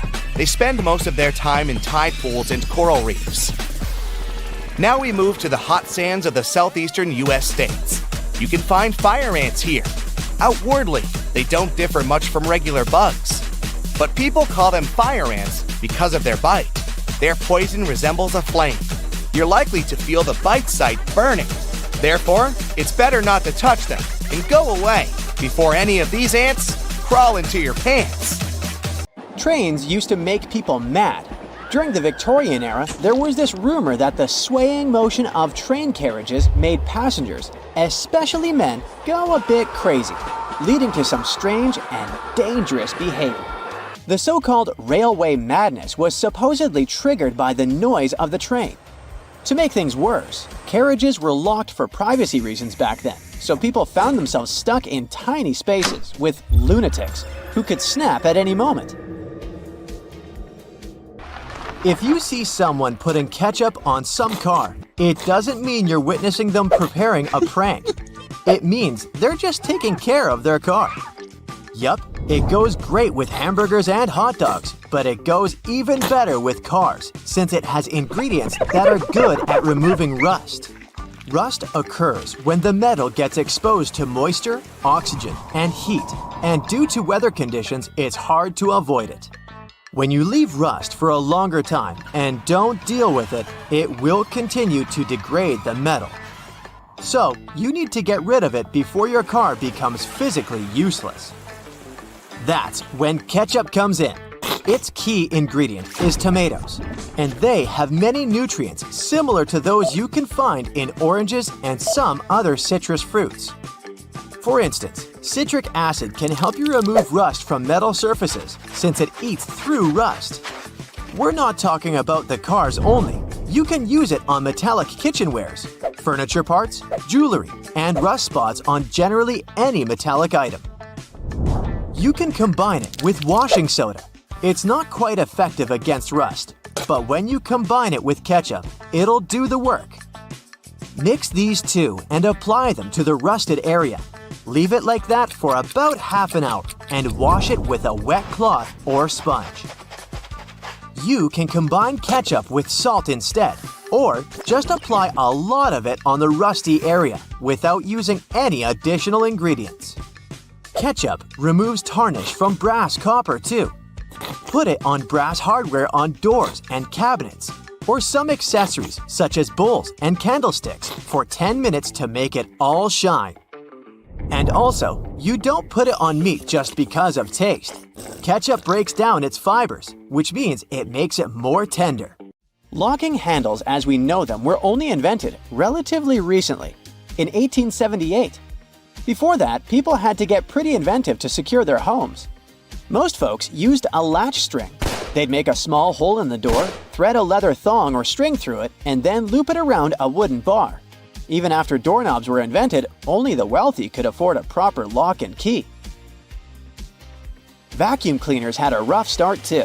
The first one was invented in 1901, but it was so huge that it wouldn't fit inside houses. Instead, vacuuming was offered as a mobile service. The machines were parked outside, and long hoses were fed through the windows. And to get to the client's house, these large cleaning machines were actually pulled by horses. Back in the day, animals even used to pull strollers. Yep, with kids inside. The stroller was first developed in 1733 for the daughters and sons of a British nobleman who might have been a bit too lazy to walk with them every day. So, the first model was basically a shell-shaped basket on wheels that could be pulled by a goat or a small pony. This small chariot was cute, but probably not the safest way to get around. Refrigerators also used to be a bit scary. From the late 1800s until 1929, they used toxic gases like ammonia, methyl chloride, and sulfur dioxide to cool things down. People were so concerned about gas leaks that they began leaving their refrigerators in the backyard instead of keeping them in the kitchen. This danger even inspired Albert Einstein to create a new model. In 1926, Einstein and his former student Leo Szilard invented a refrigerator with no moving parts, using safer, environmentally friendly gases to reduce the risk of toxic leaks. But it had one problem. Einstein's refrigerator was less efficient than existing appliances, so it wasn't commercially appealing. If you ever find yourself casually wandering in the forests of Estonia, don't freak out if you see some giant megaphones. These wooden acoustic giants were set 3 hours away from the country's capital by interior architecture students. That's way cooler than the hamster roller coaster I once built for a science fair, I have to admit. More than half of Estonia is covered by woods, and they're pretty proud of this natural wealth. So it's not the first art project of this kind, and there was a winding, elevated pathway and a faceted woodland cabin. The idea of the megaphones is to crank up the natural sounds of a forest and also to serve as a rest spot for hikers. These wooden beauties are large enough to host several people. And hey, if you walk this far into the woodland, you'll be thankful for this. The students were given a task to invent some concepts of a forest library. They built the megaphones off-site and brought them to their permanent spots. They're set in such a way that sounds from 3 directions meet in the center and create a cool, natural surround sound effect. Thankfully, kitchen supplies, including our beloved grills, have come a long way. Back in the 1950s, a metalworker named George Stephen had a brilliant idea while trying to create the perfect steak. Frustrated with flare-ups and uneven cooking, he decided to cut an old ocean buoy in half. This allowed him to control the airflow better, and that's how the Weber Kettle Grill was born, changing backyard barbecues forever. Have you ever used a public bathroom in the summer in your shorts and sandals and got splashed? It happens to the best of us, so no worries. If only there was some solution to this problem. Perhaps a urinal with a small hole so no liquid goes where it shouldn't. Looks pretty yucky and painful to me. An assistant professor at the University of Waterloo, Zhao Pen, and his colleagues came up with a way better solution for this sensitive issue. Their designs were inspired by physics and dogs. When a stream of liquid moves on a solid surface at a shallow angle, the splash is reduced, and the smaller the angle, the fewer splashes you'll see. You can even minimize them to a zero. And when dogs do their business, they lift their hind legs and do it on the vertical surface of a tree or a wall. I don't know if they actually care about it, but this does reduce the splash. Good job, Pluto. Talking about that, here's a fun challenge for your next family gathering. Ask everyone to fold a piece of paper in half, then in half again, and keep going for a total of 7 folds. Spoiler alert, they probably won't succeed. That's because each fold makes the paper thicker and thicker. In fact, if you had a huge sheet of paper and folded it in half 50 times, it would end up being about 62 million miles thick, which is about 2/3 of the way from Earth to the Sun. So yeah, it's impossible. The current record is held by a high school student named Brittany Gallivan, who managed to fold a single piece of paper in half 12 times, and it was a tissue paper. The USB symbol, looking like a trident, has always sparked multiple speculations about its origin. One popular idea is that it represents Neptune's trident and symbolizes power and adaptability. But there's also a little bit less exciting theory. A man who claimed to have designed the symbol in the 1980s stated that it was supposed to represent connectivity. The large circle symbolizes a computer, while the attached shapes, the circle, the triangle, and square, stand for different outputs. Look closely at a tram's overhead lines, and you'll see that its contact wires zigzag back and forth instead of going in a straight line. That's because all trams have pantographs attached to their roofs. The upper part of the pantograph is gradually worn down by the overhead wire and eventually needs to be replaced. To wear it down evenly, the wire is not installed strictly along the tram's path, but in zigzag patterns. As the tram moves, the pantograph slides along the wire, and it wears down evenly. Those cone-shaped water cooler cups? Their shape is intentionally designed to prevent users from setting the cups down. This allows employees to minimize the risk of spilling water on their desks around various electronic devices. Plus, less material is used to produce cone-shaped cups, which makes the process less wasteful and more cost-effective. It also kinda supports sustainability by encouraging people to drink their water quickly and dispose of their cups immediately after. You're probably wearing a YKK product right now. I mean, go check the zipper on your jeans. Yep, that's it. YKK stands for Yoshida Kogyo Kabushiki Kaisha, a Japanese company that makes roughly half of all the zippers in the world, producing over 7 billion zippers each year. Originally called hookless fasteners, they became known as zippers after a pair of rubber boots that could be fastened with a single zip became popular in 1923. The name stuck because of the high-pitched zip sound they make when used. Despite a popular myth, household batteries don't actually contain liquid, and if you accidentally cut them open, no toxic liquid will spill. Most of them are dry cell batteries, which are made of electrochemical cells. Those convert chemical energy into electrical energy. Larger batteries often house numerous small cells within them too. Even Tesla vehicle batteries consist of multiple small cells. When combined, they easily provide the necessary voltage. Did you know that nail polish used to be a status symbol? In ancient Egypt, queens like Nefertiti and Cleopatra were famous for their red nails, while lower-ranking citizens were only allowed to wear pale shades. You'll probably agree that there's no better snack than a pack of chips. Some are flat, others have ridges. Is it just aesthetics? Not really. The main purpose of those lines on some kinds of chips is to help with the distribution of spices and seasonings. In other words, all those substances that make your chips taste like cheese are mostly stored inside the lines. Plus, the lines make chips crunchier. This item here was also popular in ancient Egypt. What looks like a weird bench was actually a weird type of pillow. Back then, headrests were made from materials like wood, ceramic, and stone. Unlike our comfy pillows today, those ancient ones were used to protect people's hairstyles. That way, their hairdos stayed neat, even though they had a very uncomfortable night. If you've left a pot on the stove and your food burned, once again, take ketchup. Its acids will ease all the scrubbing and help you with grease. Just leave it over the night and you'll be able to wash the pot more easily. Or keep those small packages of ketchup we all end up having from fast food orders in the freezer. The ketchup won't be as hard as an ice cube as it freezes. So it will be good for soothing insect bites or similar things.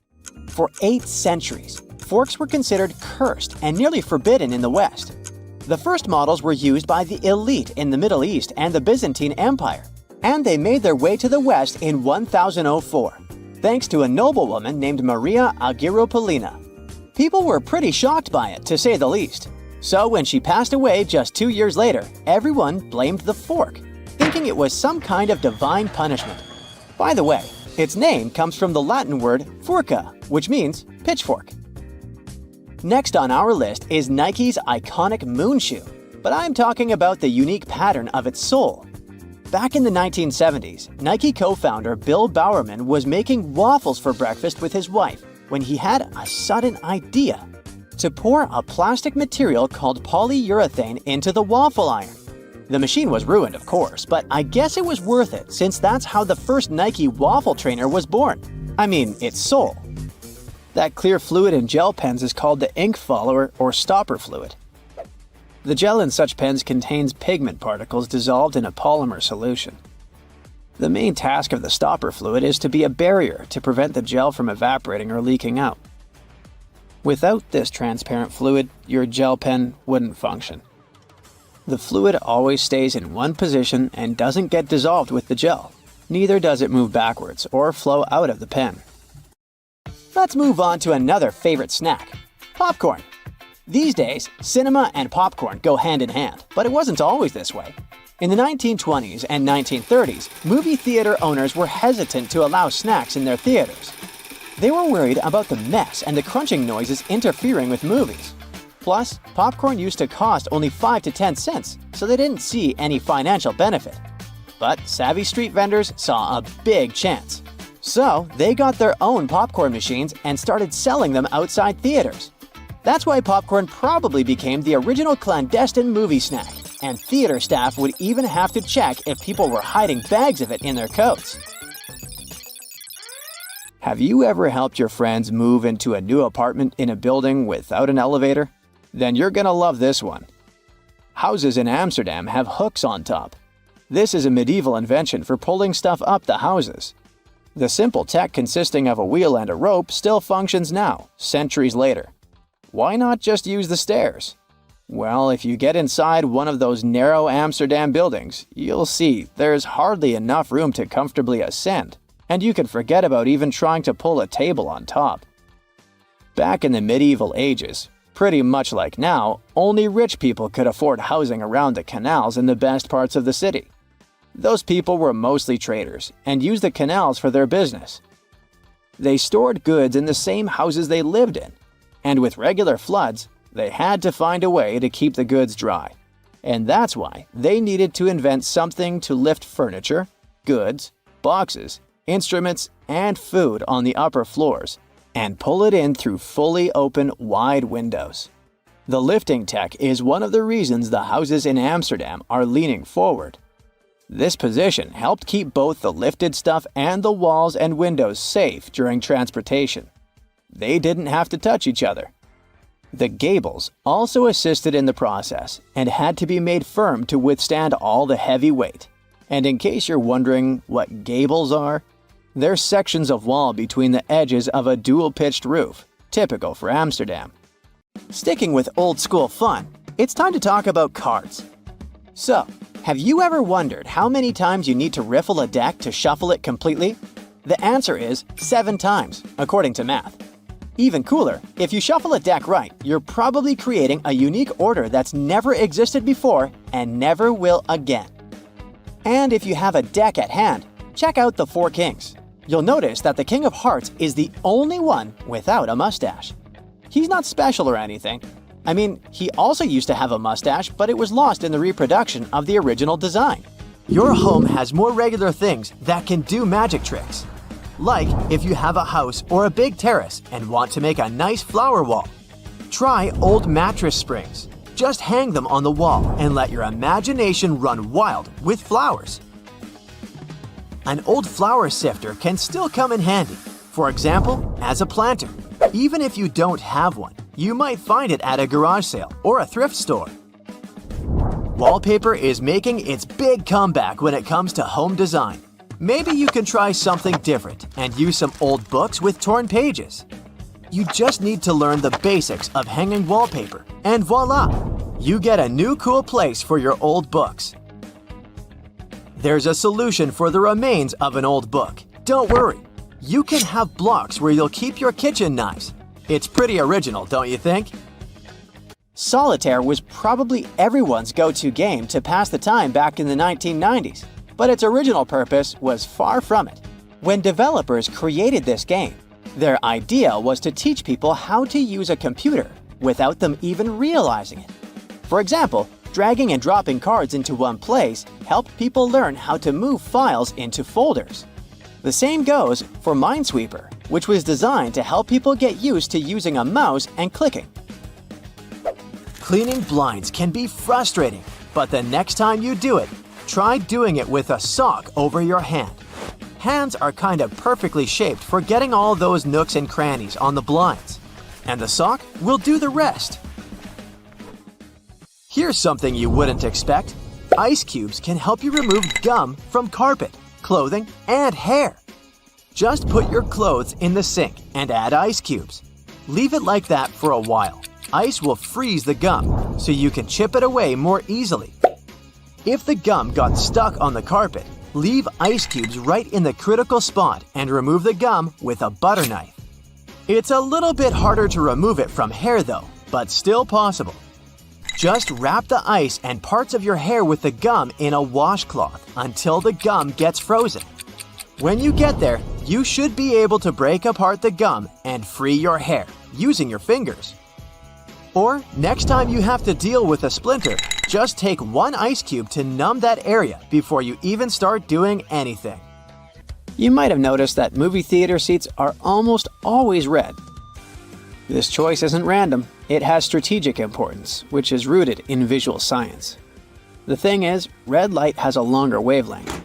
It means that it's the first color to disappear in low light. It allows the audience to concentrate better on the screen once the movie begins. Such a design choice enhances the viewing experience by minimizing distractions.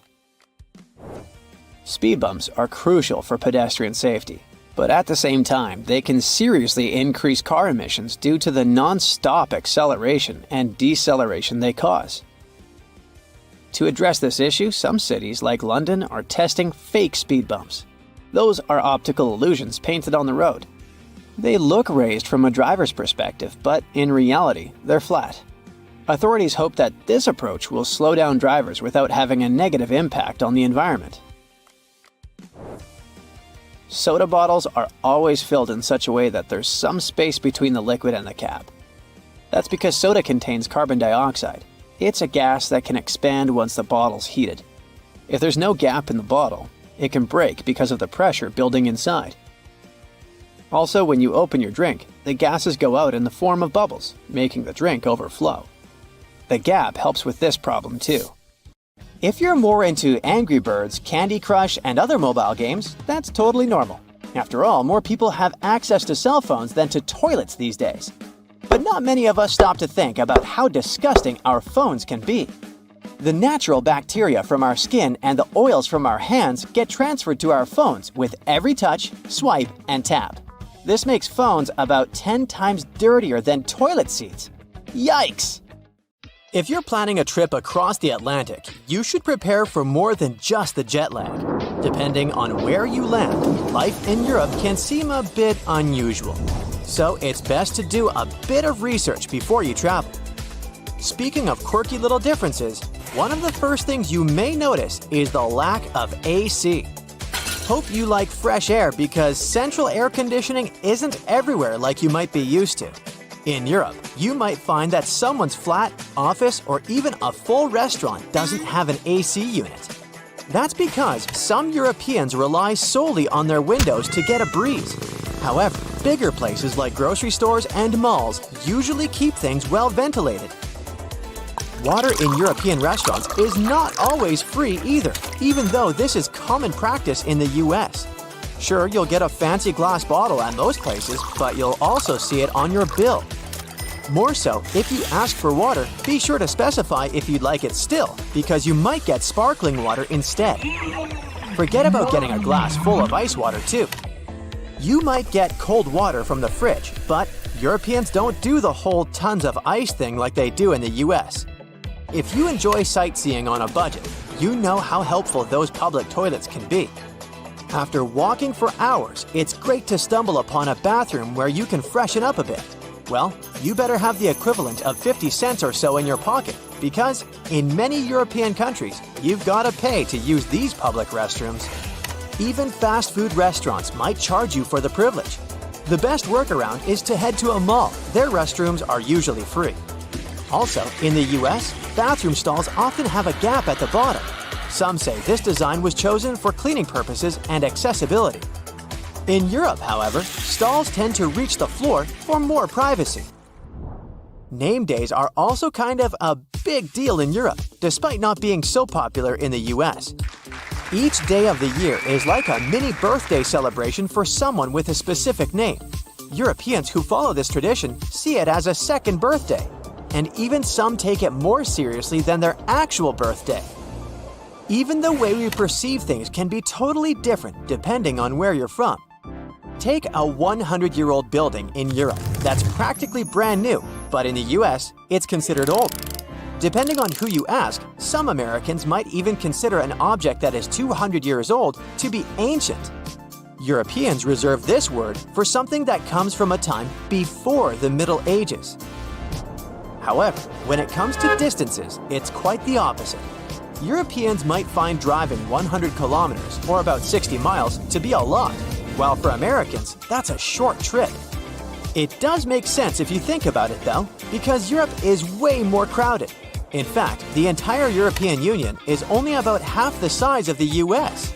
Either way, Europeans are always on the move, whether it's inside their continent or jetting off somewhere else on the planet. It's probably because most European countries are so small by comparison that people grow up thinking it's normal and easy to cross borders all the time. Even the appliances tend to be different when comparing the two regions. Take washing machines, for instance. In Europe, most of them only hook up to cold water, and they load from the front. In the US, it's common to have machines that use both hot and cold water and load from the top. On that note, make sure to research the type of electrical plug used in your European country of choice before traveling. You might find you'll need special adapters to be able to use your phone charger or curling iron while on holiday. Thankfully, most hotels are prepared for these issues and can offer adapters on demand, free of charge. Fridges might seem a bit different too. That's because tiny ones are the norm in Europe, except for large families who invest in bigger fridges and freezers. It's not all bad, especially if you enjoy sharing groceries with roommates, less food wastage, and more frequent trips to the store for fresh food. Might also want to polish your metric system knowledge before heading to Europe too. Everyone there is using meters, grams, liters, and Celsius. Sure, people in the US might learn the metric system in school, but they stick to the other system for their everyday lives, with yards, miles, pounds, and Fahrenheit. Make sure you also double-check dates and times before making any reservations. Europeans write their dates like day, month, year, while Americans flip it to month, day, year. Also, in the US, the week usually begins on Sunday and wraps up on Saturday. But in Europe, it starts on Monday and ends on Sunday. Be on the lookout for the different time format too. In some countries, if someone says it's 14, that translates to 2 o'clock in the afternoon. Even advertising might seem a bit different when you first land in Europe. In the US, you might see people wandering around in inflatable costumes on the street to promote local business, but that's a rare sight in Europe. Also, those massive billboard signs you often see along American highways aren't available in most European countries. They're usually against the law because it's believed that drivers should be focused more on the road ahead. And such advertising techniques can be too distracting. Moving on to street names and shopping hours. In North America, especially the USA, it's common to name streets with numbers, like 5th Avenue or 16th Street. But if you head over to Europe, you'll find that streets usually have actual names. In some really rural spots in Europe, you might even stumble upon roads with no names at all. In Europe, there's also a cool tradition of naming roads that connect cities after the city they lead to. Shopping hours in Europe can be a bit confusing too, at times even frustrating. You've probably heard of the siesta in Spain, with some Mediterranean countries having similar customs. It's when shops and businesses take a little afternoon break. Smaller venues in European cities might close up for lunch breaks or have shorter hours on weekends. Some might even stay shut altogether on specific days. It's best to check out the local schedule if you're planning some retail therapy while traveling in Europe. Those shopping hours can really affect your plans and how easily you can get your hands on the stuff you need. While Americans tend to smile more, even to strangers, it can seem a bit unusual to people from other countries. There's a reason behind it though. You see, over the years, the US became this melting pot with people coming in from all over the globe. Being friendly and agreeable became crucial to bridge the gaps created by different cultures and languages. Sometimes it's more helpful to be nice than to be brutally honest. TV watching preferences can also seem different in Europe. Take Norway, for example, where you'll find this cool concept called slow TV. You know how we sometimes zone out in front of a show for hours? Well, Norwegians have turned that into a national sport, if you'd like. Think of it as the visual equivalent of background music. None of us get glued to the screen watching hours of wood burning or knitting marathons. But you might want to check it out when you need some background entertainment that doesn't demand your full attention. Speaking of taking things slow, you might have also heard about a concept called hygge. It's this whole way of life up in the Nordic European countries. Some think these life principles could be the secret to happiness. It's about creating a life that's free from annoying or overwhelming stuff. It's also about prioritizing your relationships and striving to always have a positive attitude. You know how they say, when in Rome, do as the Romans do? Meaning, in Rome, you need to make sure your goldfish has a deluxe bowl to live in. In Nigeria, don't you dare to bring your own wheelbarrow. And perish the thought of adding as much mayo as you want to your dish when you're in France. Yep, bans around the world may be surprising, to say the least. Number 1. You will never see a good old doorknob in Vancouver, Canada. Some time ago, the city changed its building code to require the use of cool and sleek door levers instead. This change is all about making buildings more accessible and easier to use. Not only new buildings are getting a new makeover, even Vancouver's historic City Hall had its fancy Art Deco doorknobs replaced with shiny gold levers. But it's not that you can't legally have it in your house. There isn't a team of doorknob police coming to your house to confiscate your knobs. You can keep them as long as you like. Number 2 comes with a GeoGuessr tip for y'all. If you see this chair in the picture, it means it's 100% not in Basel, Switzerland. It's called a monoblock chair, and it's special. You see, most objects give away clues about when and where they're from, like the shape of electrical outlets or the labels on your shampoo bottle. But the monoblock is context-free.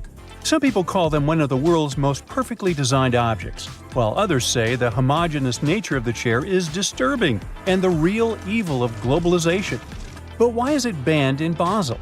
Turns out the authorities just want the city to be pretty, and the chair design isn't to their liking. Right, if you want to keep one in your backyard, feel free.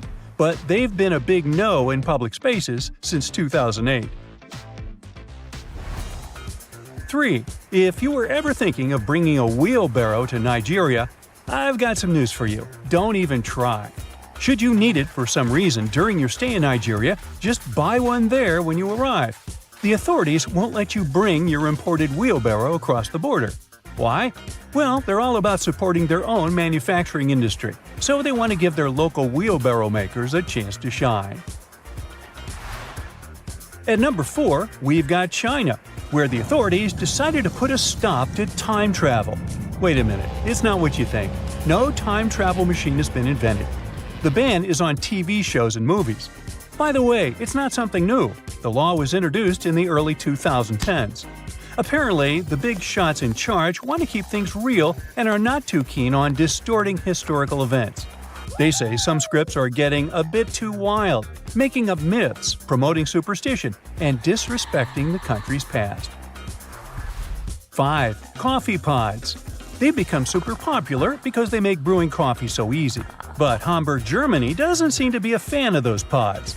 Around 8 years ago, they took a stand by banning plastic coffee pods from authorities' offices. These little pods are made of various materials, making recycling a real challenge. While it's true that these coffee capsules can create a lot of problems, they're still loved by many. In fact, they've become a big hit in the US and Europe, making up a chunk of the coffee market. Hamburg is hoping to lead the way in showing people just how wasteful these pods really are. Number 6. Chewing gum. It has been banned in Singapore since 1992. The ban was put in place to stop people from sticking gum in all sorts of weird places, like subway doors, lock cylinders, and elevator buttons. Yuck. But costly train shenanigans were the last straw for the authorities. The ban was put in place after some serious gum incidents on the Mass Rapid Transit or MRT trains in the late 80s. Some mischievous pranksters have been gumming up the works on MRT trains by sticking chewing gum on the door sensors. That caused a sticky situation and messed up train services. And there you have it, chewing gum got completely banned. Now, just a note here. Yep, these are gums prescribed for therapeutic or dental reasons. And yep, they're still allowed. Also, don't get this whole ban wrong. It's not illegal to chew gum in Singapore. So if you come there as a tourist, you can bring in a little gum for personal use if you're traveling. Just do not stick it under this nice park bench, okay? What will create you a ton of troubles, though, is importing and selling chewing gum.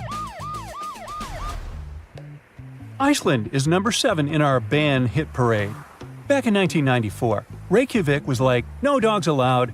It wasn't because they were all about cats, it was to stop this nasty tapeworm from spreading. The disease was serious business, causing all sorts of health problems. But don't worry, dogs are cool now as long as they follow the rules. Nowadays in Reykjavik, it's all about the cats. They're everywhere, roaming the streets like they, own the place. You can't walk 2 steps without seeing a furry little friend begging for attention. These Reykjavik kitties are so popular that they even have their own Facebook page. People love them, and some even carry around treats just in case they come across a friendly feline. And since there aren't many threats to cats in Iceland, they're thriving. 8. The Philippines. Now this one is really weird. Singing My Way in karaoke bars is sort of banned in this country. This seemingly harmless song has been linked to some pretty serious consequences, like fistfights and even people's early demise. No one knows the exact number of lethal cases caused by this song, but there have been at least a handful of incidents in the last 10 years. The song's lyrics, which can come off as a bit arrogant and prideful, seem to rile people up when sung in a not-so-great way. This has led some karaoke bars to unofficially ban the song to prevent any craziness from breaking out. 9. Hey, have you heard about Japan's Metabo law? It's all about measuring waist sizes to tackle obesity. It was introduced in 2008, and the idea was that if companies and local authorities didn't meet the goals, they would face financial penalties. The Ministry of Health believed this campaign would help prevent various health conditions. So, every year, people aged 40 to 75 had to get their waist measured.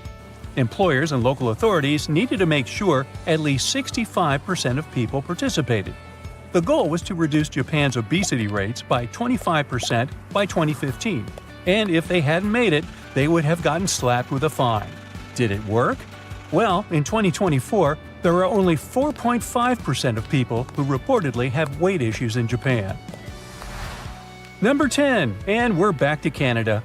So if you catch someone in there counting out pennies in line, you can totally have some fun with them, legally speaking, of course. According to the Canadian Currency Act, there's a limit to the number of pennies you can use in a transaction, 25 to be exact. So if someone tries using 26 coins, you can play sheriff and send them to coin jail. Snatch up their pennies as evidence. Yeah. 11. A condiment-regulated country here. Apparently, in France, they're cracking down on condiments in public schools. They're trying to make meals healthier for students. The rule is that you can't just go crazy with mayo, ketchup, and vinaigrette anymore. They have to be served according to the dish. Finally, Italy. In Rome, you can't keep your goldfish in a boring old glass bowl. Nope, that's considered cruel, because those little guys need their oxygen flow. Plus, if you keep them in a bowl for too long, they might go blind. Also, you can't give away goldfish as prizes. The law has a whole subsection about it. So if you're planning on bringing a goldfish home from your next trip to Rome, make sure you've got a fancy tank ready for them. And thank you for watching. Has your trusty phone ever let you down? More times than you can count? It always seems to run out of juice at the worst possible moment. You forget to top it off, or you end up in an area with no service. And let's not forget how useless it can be in an emergency, like during a tornado when there's no signal. But fear not, there's a cool project called Meshtastic that uses a wireless protocol to keep you connected with your friends. It's like magic, using a radio band called LoRa for encrypted messages. It works in literally any external conditions. Plus, each device can act as a repeater to extend the range of your messages. Perfect for disaster recovery or just keeping tabs on your kids. For less than $25, you can get a starter kit to join the Meshtastic fun. Add a GPS module and a battery and you've got your own private channel. No more stressing when your kids are out and about. You can instantly see where they are. And if you're feeling daring, you can even send low bitrate audio through the airwaves. Now, I'll bet there's a bunch of things your car just can't do. Can it lean into corners? Yeah, I don't think so. What about adjusting its own width to park easier? I know your answer is no, but let me show you something then. This cutie is called Trigo EV, and even though it looks like a futuristic stroller, it's actually a fully functional quadricycle you can totally drive. It was initially created for delivery and car-sharing purposes, but it turned out cooler and way more comfy than expected. If you ever find yourself driving this electric, let's call it a car, shall we? You won't need anything else but a tiny patch of land to park it. It has a maximum speed of 56 miles per hour. Not bad for such a tiny car. In cruise driving mode, it measures 58 inches wide, but a mechanism allows the front wheels to retract toward the chassis, reducing the width to 34 inches. The electric four-wheeler weighs slightly over 1,000 pounds, with a total permissible mass of around 1,600 pounds. Right, it all looks futuristic and fun, but I feel safer in good old SUVs. Ever wished you had an extra arm to help you out when your hands are full? Scientists have figured out how to control a robotic third arm using just your diaphragm muscle. It's as easy as pie, if pie is easy. This awesome discovery was made in Switzerland as part of the super cool Third Arm Project. They had volunteers wearing exoskeleton arms and a sensor belt to track their diaphragm movements, all while navigating a virtual world in VR. After over 150 sessions with 61 volunteers, most people found it a breeze to control 3 arms at once. They could even multitask, chatting and looking around while using the third arm. Now recently, a new fully autonomous delivery service with fast food joints was launched. This means no people involved from pickup to drop-off. It's called Flytrex, and it's been delivering using drones since 2017, teaming up with big names in retail and food to bring you quick and cheap deliveries. They're currently flying high in North Carolina and Texas, with plans to expand nationwide. Their goal is to make deliveries faster and cheaper using their trusty drones. Your order could be at your door in as little as 5 minutes after it's ready. Now, that's speedy. Flytrek's got a huge increase in customers and even FAA approval for long-range drone deliveries in 2023. Partnering with big brands like Unilever and Papa John's, they're definitely on a roll. More a pizza roll. The Monocab Owl project is all about making a super cool monorail vehicle for getting around in rural areas sustainably. The Monocab is a clever little autonomous monorail vehicle that can balance itself on a regular rail without any extra support. Its slim design allows it to zip along single-track lines in both directions, perfect for some unique rail mobility ideas. It's like a fun service-on-demand option that's way more exciting than your usual transportation choices, especially for reviving old railway lines in rural areas. Everyone on the Monocab Owl team is stoked about shaking things up in rural mobility. Right now, there's a lack of good, eco-friendly and budget-friendly options for getting around in less populated areas. Reactivating old railway lines is a great start, but we need some fresh ideas to really make it work. That's where these small, self-driving rail vehicles come in. They bring together the best of rail travel with on-demand booking and a cool digital navigation system. Look here! Can you identify what this weird-looking object is? It's a mobile solar container with foldable solar panels for green energy on the go. Just pop out the panels, unfold them, and you're good to power up equipment and properties with green energy wherever you are. The solar container can extend up to almost 400 feet in length when fully unfolded and has 240 solar panels. It's perfect for both on- and off-grid uses, like rescue missions and outdoor events. And it only takes about 5 hours to set up. Easy peasy. There's even an automatic conveyor system for easy folding and unfolding of the panels. Just push a button and start harnessing solar power. SolarKant, the Austrian company that invented it, estimates this mobile solar container can power around 32 households. Virtual meetings are all the rage nowadays. Remote chats are cool, but let's be real, they're no match for face-to-face meetings. We can see each other, hear each other, but it's still pretty flat and 2D. Or, shall I say it was flat? The thing is, HoloBox from HoloConnects is bringing holograms to life. This super cool device lets you project a life-size hologram of yourself or anyone else inside a funky box. Just plug it in, connect it to the internet, and voila! You've got a hologram ready to go. You can even connect multiple boxes to showcase big stuff like cars or anything else. Now, holograms are a massive game changer for remote communication. Imagine a robot system that can autonomously build structures using lattice blocks. Their paper in Science Robotics explains how these robots and blocks work together to create amazing things. Designed for future lunar missions, these robots can lay down foundations for shelters before astronauts arrive. 3 robots work together to carry and connect blocks with twisty edges, similar to assembling IKEA furniture. They have already built impressive structures, like a shelter made of 256 blocks in just over 4 days. Imagine what they could do on the moon. Experience the interactive pearl sculpture by Breakfast. No food implied, just the name of the company. It's placed on a huge cruise ship called the Icon of the Seas. The stunning creation imitates the ocean's vibes, with rolling waves and shooting stars, each tile placed in a neat Fibonacci sequence. Using real-time data from the Caribbean, this sculpture changes constantly to match the current weather and tides, bringing the ocean to life before your eyes. Yeah, this invention won't change your life, but it's meant to nurture your soul. Have you heard about the Seattle-based startup Jetoptera? They're developing innovative vertical takeoff and landing vehicles with bladeless propulsion systems, promising a future of quiet, safe, and fast urban flight. By 2050, 70% of the population will be living in cities, leading to crowded streets. But Jetoptera's fluidic propulsion system offers a solution, using air pressure technology for silent operation.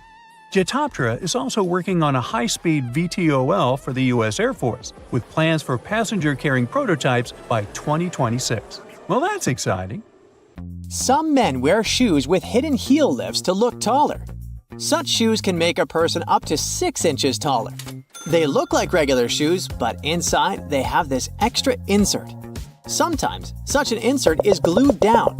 Sometimes it's removable, and you can choose the height you need yourself. When the Titanic hit the iceberg and sank sometime later, the Atlantic Ocean was around 28 degrees Fahrenheit, which means the water was below its freezing point.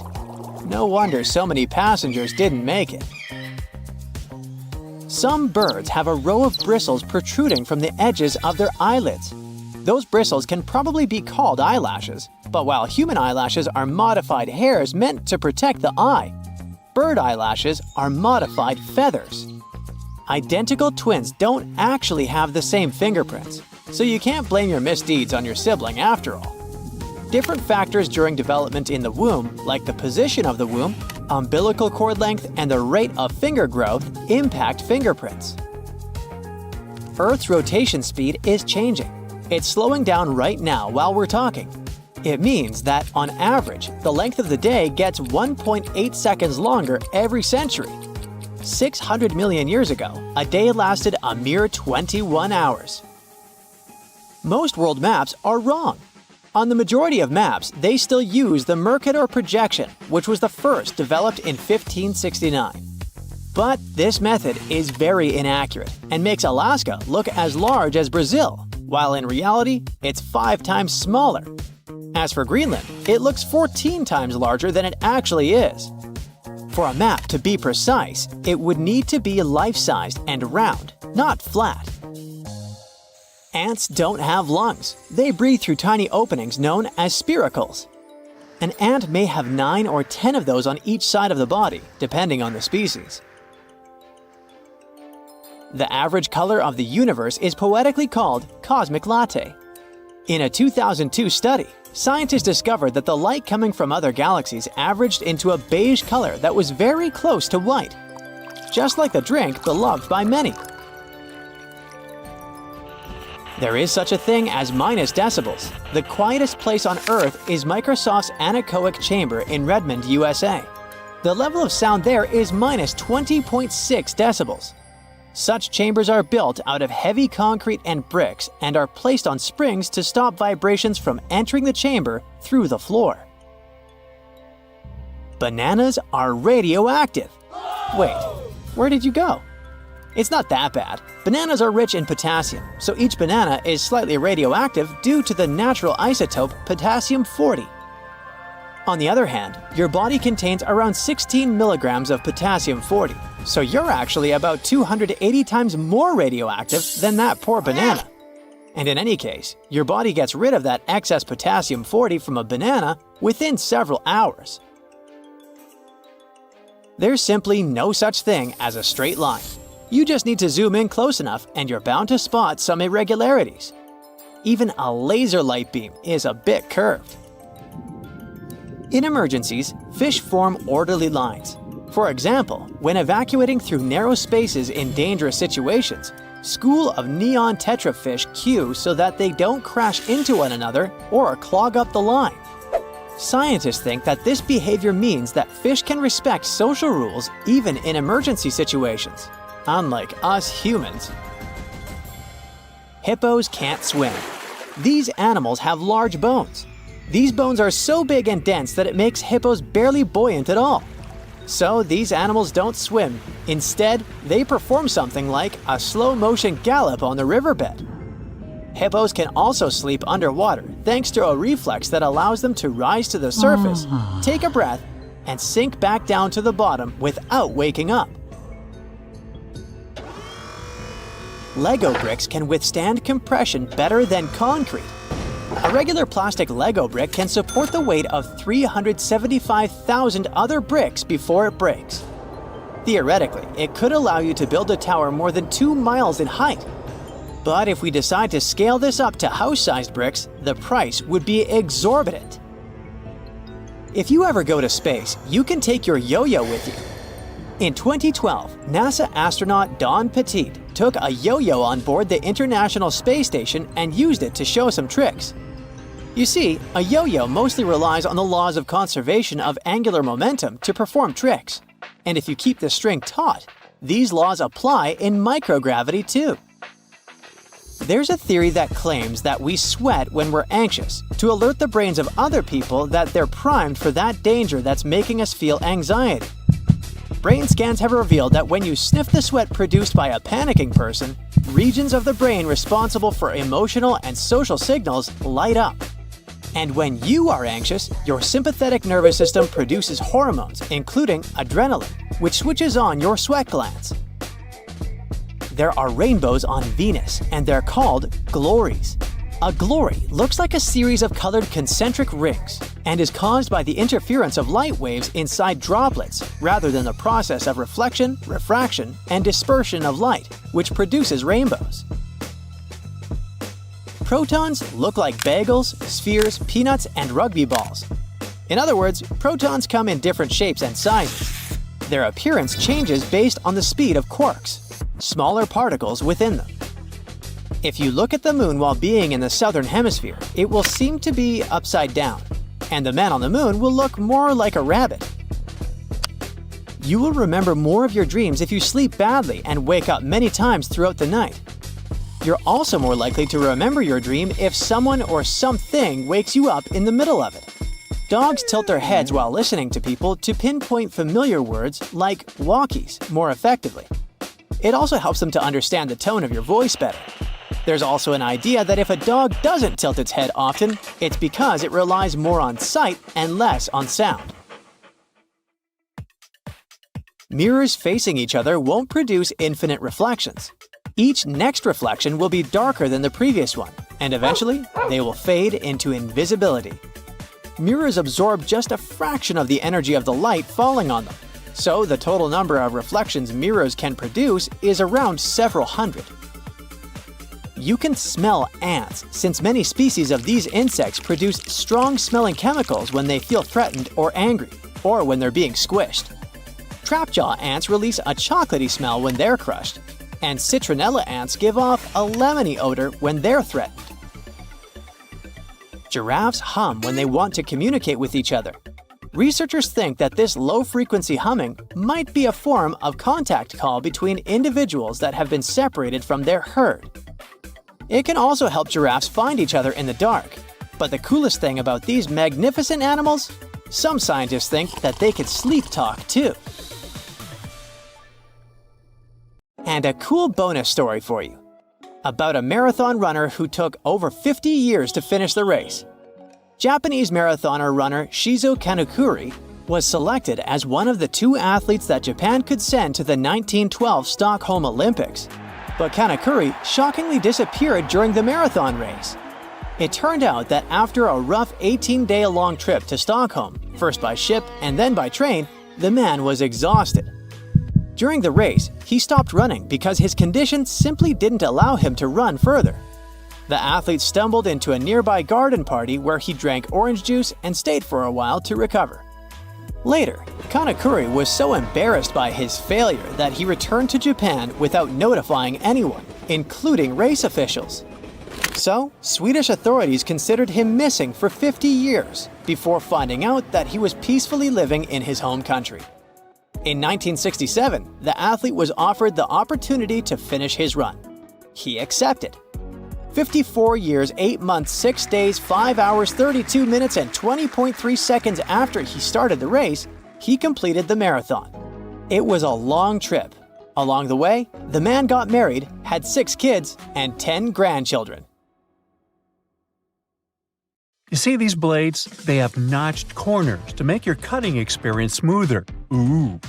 The front edge notch helps with separating blades during manufacturing, while the trailing edge notch helps the blade glide easily. And a fun fact, that notch on the front also helps you spot unused sections of the blade. Just a little visual indicator to make your life easier. When it comes to silver versus black blades, they're both made from the same stuff. But black blades are sharper and are better suited for cutting through tough materials, while silver blades strike a balance between cutting power and durability. If you want that extra cutting oomph, go for black. Oh, almost forgot.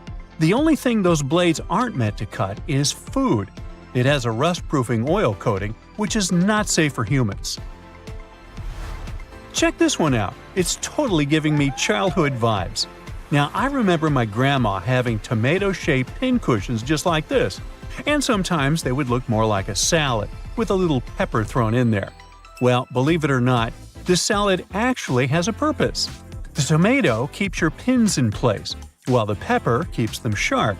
Those peppers are filled with sand, which helps keep your pins nice and sharp. And it's not just sand. Crushed walnuts can also be used to keep your pins in tip-top shape. Now look at this multiple pocket tool and this little hook on it. It's a bit of a mystery, but it's actually pretty handy. I counted at least 4 different applications.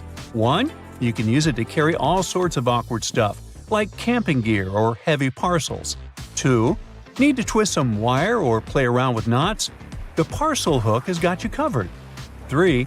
This hook can save the day with those stubborn zippers, like the ones on your luggage. 4. It's great for pretending to be a budget version of Captain Hook. If you know more applications, let me know in the comments.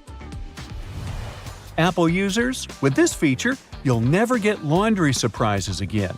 Now, I bet you've had this situation at least once in your life. You wash your stuff, and when you take it out of the washing machine, the size seems to only fit your cat.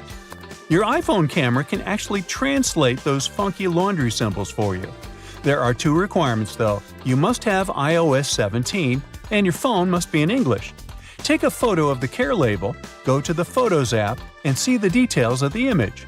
Everything will be automatically decoded and explained to you. Now, many toasters come with nifty removable crumb trays at the bottom. It's super important to give these trays a good clean every now and then to keep your toaster running smoothly and avoid any potential fire hazards. Just pop them out, shake out the crumbs, and you're good to go. Where you shake them out is up to you. Those little compartments on your gas pump aren't just for show. They're actually there to hold your cap while you're filling up. This nifty feature keeps things tidy and prevents any spills or drips on the handle. So, say goodbye to messy refueling experiences and hello to a cleaner pump. Plus, it makes the whole process way more convenient and efficient. Now, I'll bet your oven gets so greasy and dirty sometimes that you can even hear it oink. Just kidding. I know you're a tidy person. Anyway, if you're looking for a way to bring your kitchen cleaning to a whole new level, here's a tip for you. Most oven doors have handy latches that let you pop the door off for easy cleaning, saving your poor back from the strain. When you're draining noodles or potatoes, there's no need to bother transferring everything to a colander in the sink. Just throw the colander right into the pot, hold it down, and pour the liquid out.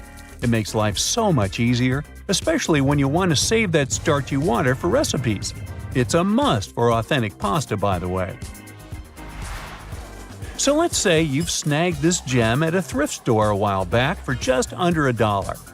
It's seen better days, serving as an ashtray, but you decide it's time to give it a new lease on life. Here's the lowdown on how to make it shine again. Mix up a solution of boiling water, baking soda, and table salt in a bowl lined with aluminum foil. Let the piece soak for about 15 minutes and repeat this process 3 times.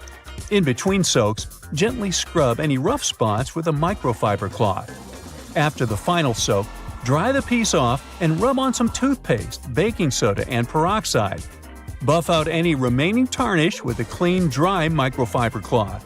Rinse it off, and now your piece is practically gleaming like a mirror. These aluminum foil boxes have nifty little tabs on the sides that make it super easy to grab a sheet without any hassle. It's like a fancy little bonus that makes the product a breeze and ensures you'll have a smooth sailing experience every time. Manual can openers often come with a handy built-in feature, also known as a bottle opener. It's like getting 2 tools in one. But did you know that this bottle opener actually has another useful function? It can help you loosen those stubborn, hard-to-open jars.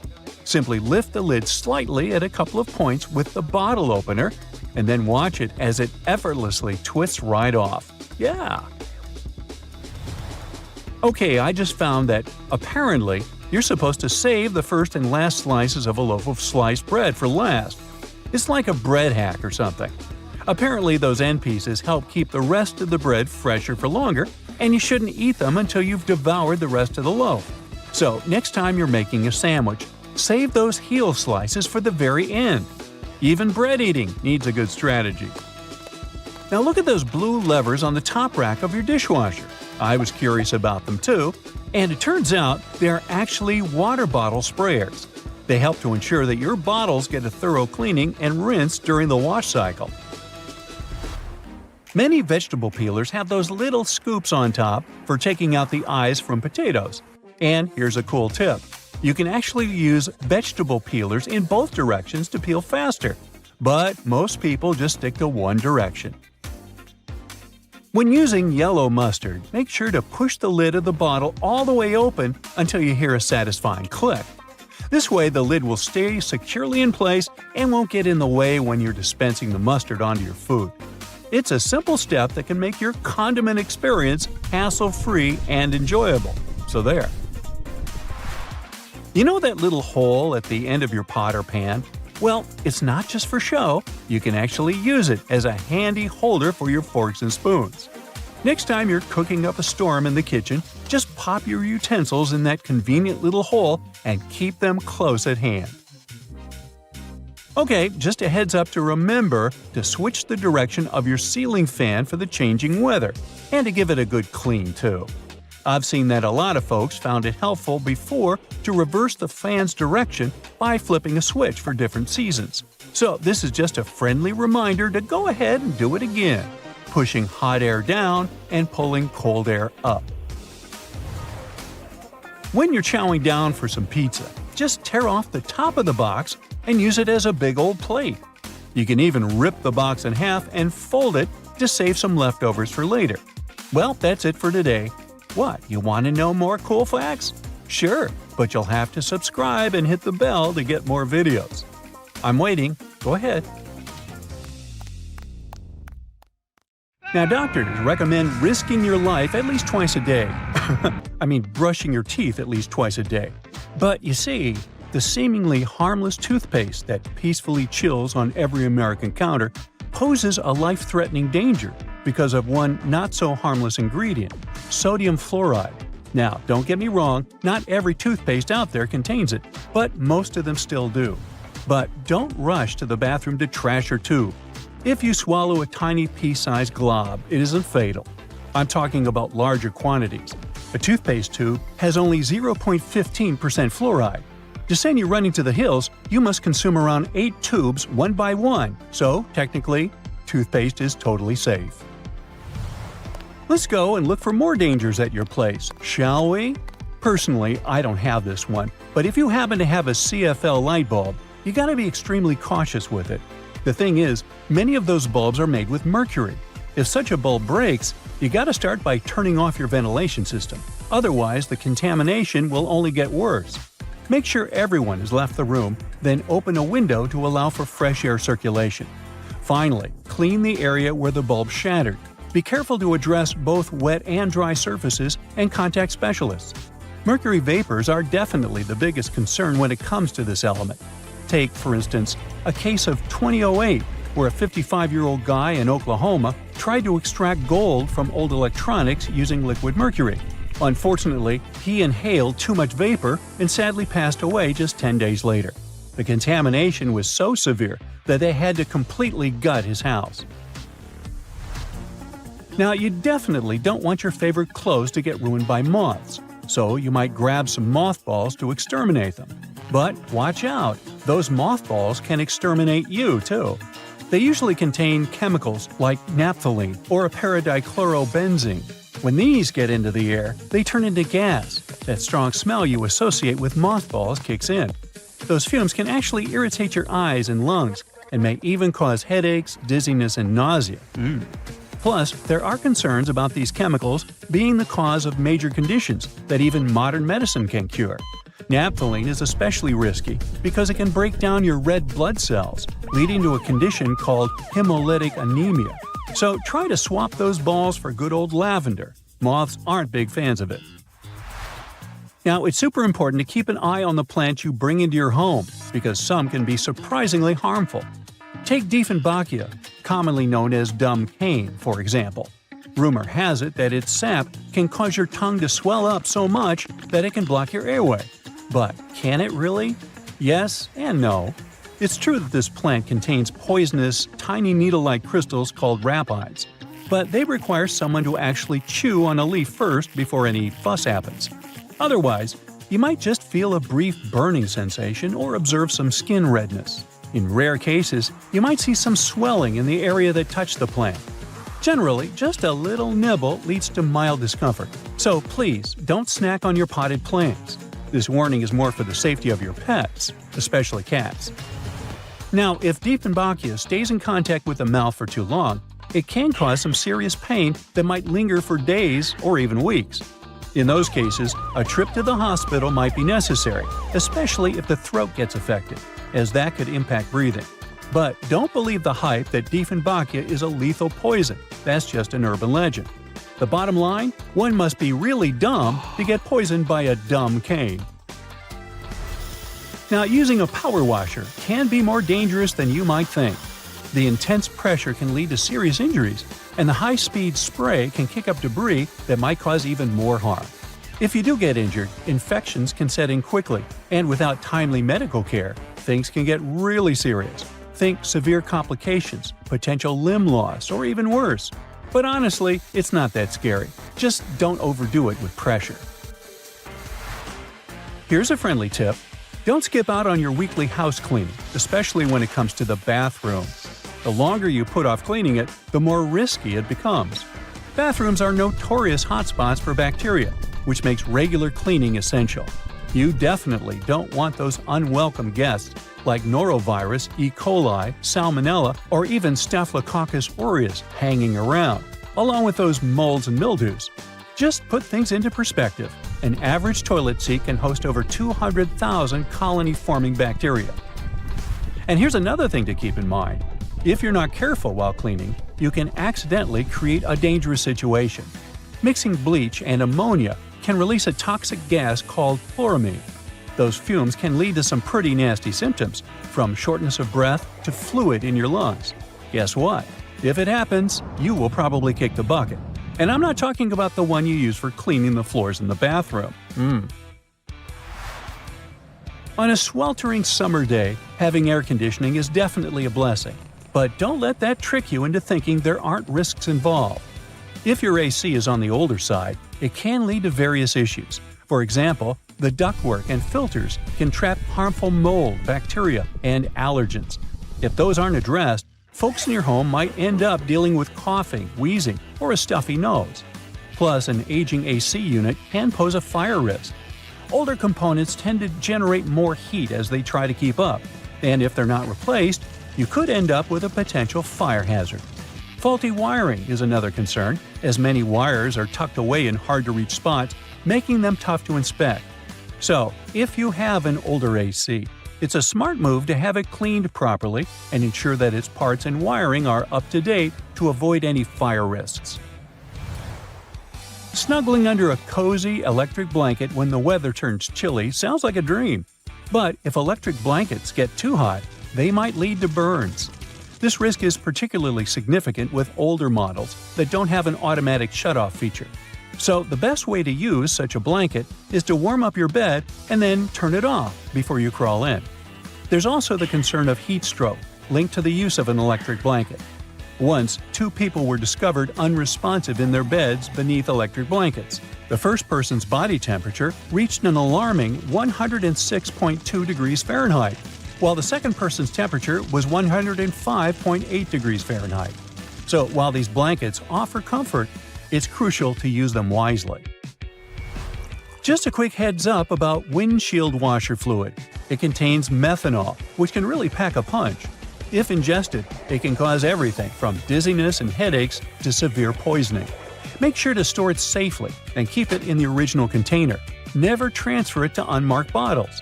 It can easily be confused with water and other harmless liquids, and that's a big no-no. Methanol is super toxic. For a grown-up, 2 to 8 ounces can do the trick. You know what I mean. The windshield washer fluid you dump into your car usually has about 30 to 50% methanol in it, but the concentrated versions? They can pack a serious punch with 90 to 100% methanol. Just remember, these products need to be diluted with water before you use them. The last everyday thing on our list does seem to be a great buddy of ours, especially if located in the bathroom. But although air fresheners can give your home a pleasant scent, many of them release volatile organic compounds that can build up over time and may pose serious health risks, including neurological issues and incurable conditions. I suggest, if you were to ask me, you play it safe and think about opting for natural alternatives or enhancing your home's ventilation instead. Got that? Good. So listen, if you don't want your next barbecue party to end up at the emergency room, you might want to get rid of that wire brush you used to clean the grill. Over 100 people have to seek medical help because of it every year. Those brass and steel bristles easily separate from the brush and stick to cooked food that ends up in your mouth. With each swallow, they go deeper and deeper. They can poke into or puncture the lining of your mouth, throat, and esophagus, or somewhere else down your intestinal tract. The symptoms this causes could be signs of many different conditions, and because of their tiny size, the bristles are really tricky for doctors to spot. So you can lose the precious time to solve the problem at an early stage. In some cases, one ER visit can solve the problem, but if the bristle moves into deeper tissues, say into your neck, chest, or abdomen, well, it could start an infection, and you'd need some complex surgery to save your life. That was the case for a 63-year-old lady in Michigan. She was eating a hot dog grilled by her husband, and she felt something was wrong from the first bite. She could barely swallow the food because of an unusually painful sore throat and had to see the doctors for help. They sent her home after an inspection, but the symptoms only got worse and worse. A CT scan several months later showed the problem was some tiny metallic object that looked like a piece of hair at the back of her throat. The doctors were able to remove it during surgery. So, to play it safe, take good care of your wire grill brush and inspect it before putting food on it. If you see any loose or dangling wire bristles, get rid of them. If this sounds like too much work, just toss that brush altogether. There are some safe alternatives to it, like wooden panels, pumice stone, nylon bristle brush, or liquid grill cleaner. You can also roll a piece of aluminum foil into a ball and use grill tongs to hold it while you're scrubbing your dirty grill grates. Cooking pros say an onion cut in half can also do the job. The caterpillar that arrived at your barbecue party as an uninvited guest might seem cute and harmless, but not all of them are safe to pick up and play with. There are several types of venomous caterpillars in the US alone that can give you a hard time. Any brightly colored caterpillar that has a spine, bristles, or looks fuzzy could be venomous, and you're better off not touching it. Many caterpillars are equipped with hairs or spines, which are connected to poisonous glands. They often hide on the underside of the leaf, so you could easily miss it. So, when you're doing some work in the garden, it's a good idea to wear gloves and clothes with long sleeves. Your skin will thank you for it. If you get stung by accident, use any sticky tape to remove the hair or spines, and then just wash the affected spot with soap and water. If you plan to go swimming or boating to cool down after the party, remember that algal blooms aren't just a freaky splash of color in the water, but a real problem. They're toxic and can cause a lot of trouble for you and your pets. The symptoms will be less than pleasant, and will involve you spending a great deal of time in the bathroom. Algae bloom means there are plenty of bacteria in the water, so don't swim in it and don't drink the water, no matter how thirsty you are after all the swimming. And if you happen to get some ingested water on your skin, take a long shower with clean water immediately. The media should report cases of dangerous algae blooms in your area, so make sure to check it before you hit the nearest lake.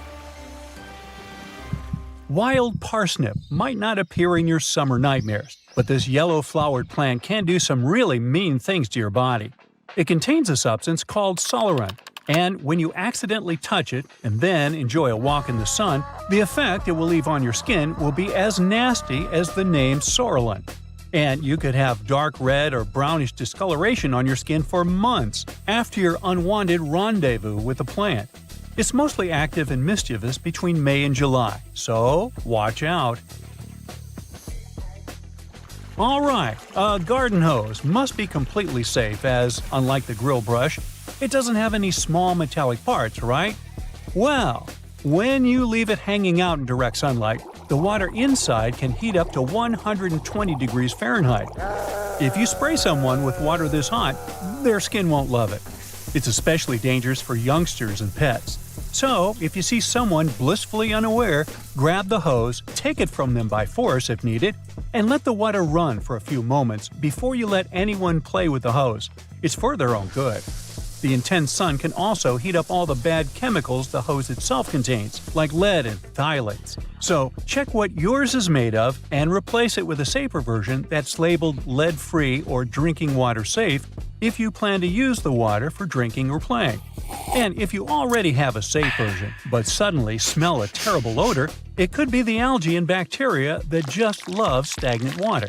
If it comes into contact with your skin, or you swallow it by accident, you could have some serious health problems. The best you can do is replace the hose. And yes, make sure you keep it in a cool, shaded area and drain it well after every use. Now, you're never too old to love the trampolines, but the trampoline might not love you back and give you a spinal injury or broken bones. Almost 100,000 injuries like this with young users happen every year because they're so easy to fall from or land in the worst possible way during a somersault or a flip. The biggest risk of trampoline trouble is when more than one person is using this fun contraption.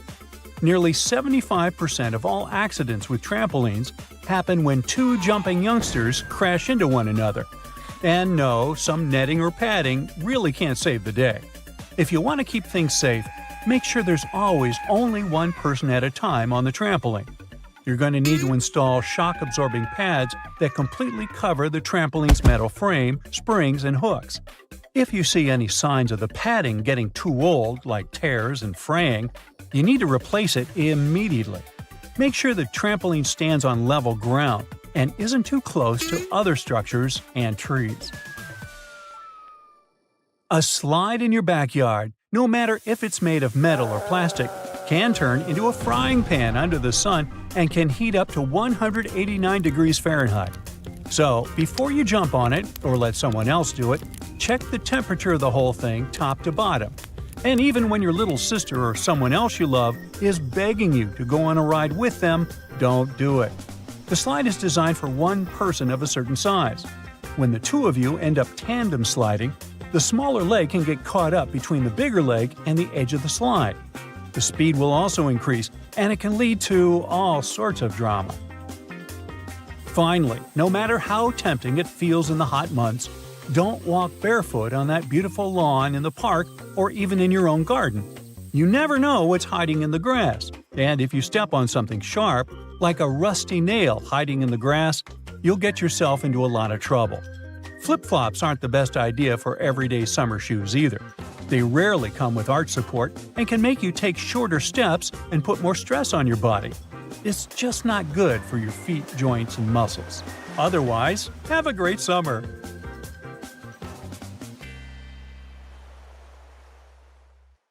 Fun fact: Olympic synchronized swimmers, now renamed artistic swimmers, don't usually wear swim caps. When they compete, they put Knox gelatin in their hair. The result resembles unflavored Jell-O. Athletes mix the gelatin with water and it turns into a gooey mixture. After that, they comb and brush the substance into their hair, pull it into a bun, and put a headpiece over it. When it all dries, it becomes really hard, and swimmers' hair doesn't fall out when they swim. They often add glitter and other decorations to make their hairstyles even more exciting.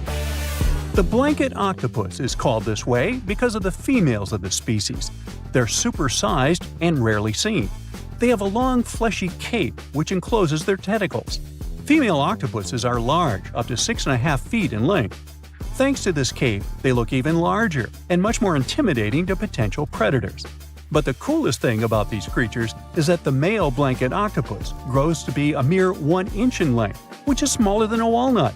This makes the blanket octopus a species with the largest gender size difference in the entire animal kingdom. Red Bull has published a video showing the so-called world's fastest camera drone following a racing car around Silverstone's Grand Prix circuit. The Dutch drone gods are a company that custom-built the manually piloted drone designed specifically for keeping up with cars moving at speeds of over 186 miles per hour. It took more than a year for Red Bull and the Dutch drone gods to create a drone that could accelerate twice as fast as a Formula One car, reaching this breakneck speed in just 4 seconds. The drone's top speed is almost 220 miles per hour. Recently, scientists have concluded that water might not be wet. You see, wetness is usually defined as a liquid's ability to maintain contact with a solid surface. It means that the water itself isn't wet, but it can make other objects wet. Okay. Wow. The Maldives 1,000 rupiah banknote has captured the attention of people from all over the world and received a lot of praise for its stunning design. The note features the striped pattern of a skin of a majestic whale shark and a green sea turtle against a vibrant blue backdrop. It's already been called the prettiest currency in the world. Now, wearing a tie might be more dangerous than you think. It can reduce blood flow to the brain by 7.5%, making you dizzy and nauseous and causing headaches. Ties can also increase the pressure in your eyes if it's too tight. Plus, they're great at transporting germs. Gotta think again whether following that dress code is so necessary. A young girl from Washington broke a Guinness World Record by putting on 45 sweaters at a local library. Sophia Hayden pulled on each sweater individually all the way down to her waist before moving on to the next one. It was done to comply with Guinness World Record rules. She also had to make sure that none of those sweaters was ripped, since damaged items didn't count. As a result, she broke the record for the most sweaters worn at once. The previous record was 40 sweaters, and it was set by a French 11-year-old boy in 2022. Later, Sophia's mother admitted that it had been tricky to gather enough sweaters for that attempt. The sweaters were then donated to charity. Now, it was Louis XIV of France who is believed to have brought salt and pepper together, forming the basis for modern cooking. At that time, only rich people could afford to add pepper to their meals, and the king liked his food to be lightly seasoned with just salt and pepper.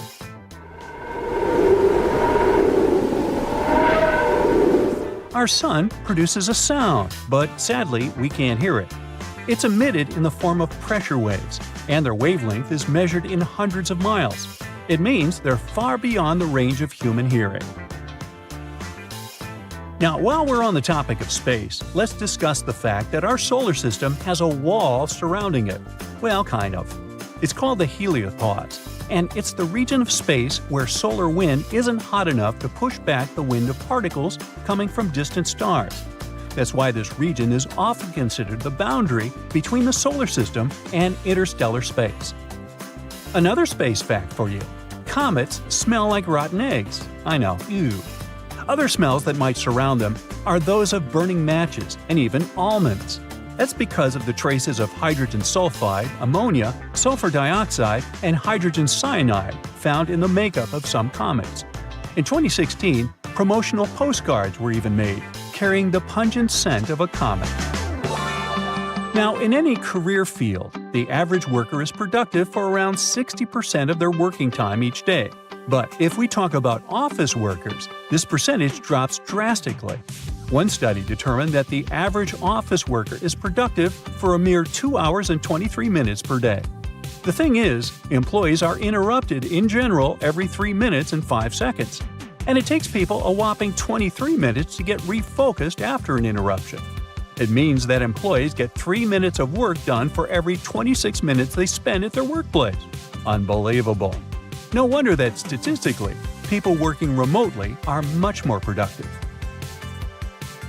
Scottish soccer team Inverness Caledonian Thistle Football Club is known for using cameras with AI ball tracking to live stream their matches on YouTube. Well, once, in a 2020 match against R United to be precise, when a camera repeatedly tracked an official's bald head, mistaking it for the soccer ball. Uh-oh, what a blunder. Now, speaking of sports, football teams wearing red kits reportedly play better. Accordingly, The color of your attire affects not only how you're perceived by others, but also how you feel. A review of football matches in the past 55 years has shown that teams wearing red consistently play better in home matches than teams dressed in any other color. One more awesome story connected to sports. In order to draw some of the most wanted criminals out of hiding, the U.S. Marshals Service once came up with an offer crooks couldn't resist. They invited them to the Super Bowl. In December 1985, more than 100 people came to the Washington Convention Center after receiving a letter informing them that they had won tickets to the largest sporting event in the country. According to the invites, they had been selected randomly from a clearinghouse list of D.C. residents and were supposed to receive 2 tickets to the Redskins vs. Bengals game that day. But to get in, they had to come to a pre-game party to collect their tickets. And guess what? The plan worked like a charm. Over 100 criminals were arrested, which made Operation Flagship one of the most successful in U.S. police history. Now moving on. Your brain is eating itself non-stop. Wait, don't panic yet. It's a totally normal process known as phagocytosis. During this process, cells envelop and consume smaller cells or molecules to remove them from the system. Luckily, phagocytosis isn't harmful. It actually helps preserve your gray matter, keeping it in top shape. Boy, I could use more of that. Giraffes are 30 times more likely to get hit by lightning than people. Between 1996 and 2010, there were just 5 documented lightning strikes on giraffes that ended tragically. But if we consider the fact that the population of the species was just 140,000 at that time, it makes for around 0.003 lightning casualties per 1,000 giraffes each year. This is 30 times more than the number of tragic accidents involving lightning strikes that happen to people. Animals experience time differently from us humans. To smaller animals, the world around them moves more slowly. For instance, salamanders and lizards experience time not as fast as, let's say, dogs and cats. All because of the perception of time, which depends on how quickly the brain can process incoming information. And finally, snails do have teeth, between 1,000 and 12,000 to be precise. These teeth aren't like ours though, so there's no need to picture snails with silly toothy grins. Snails' minuscule teeth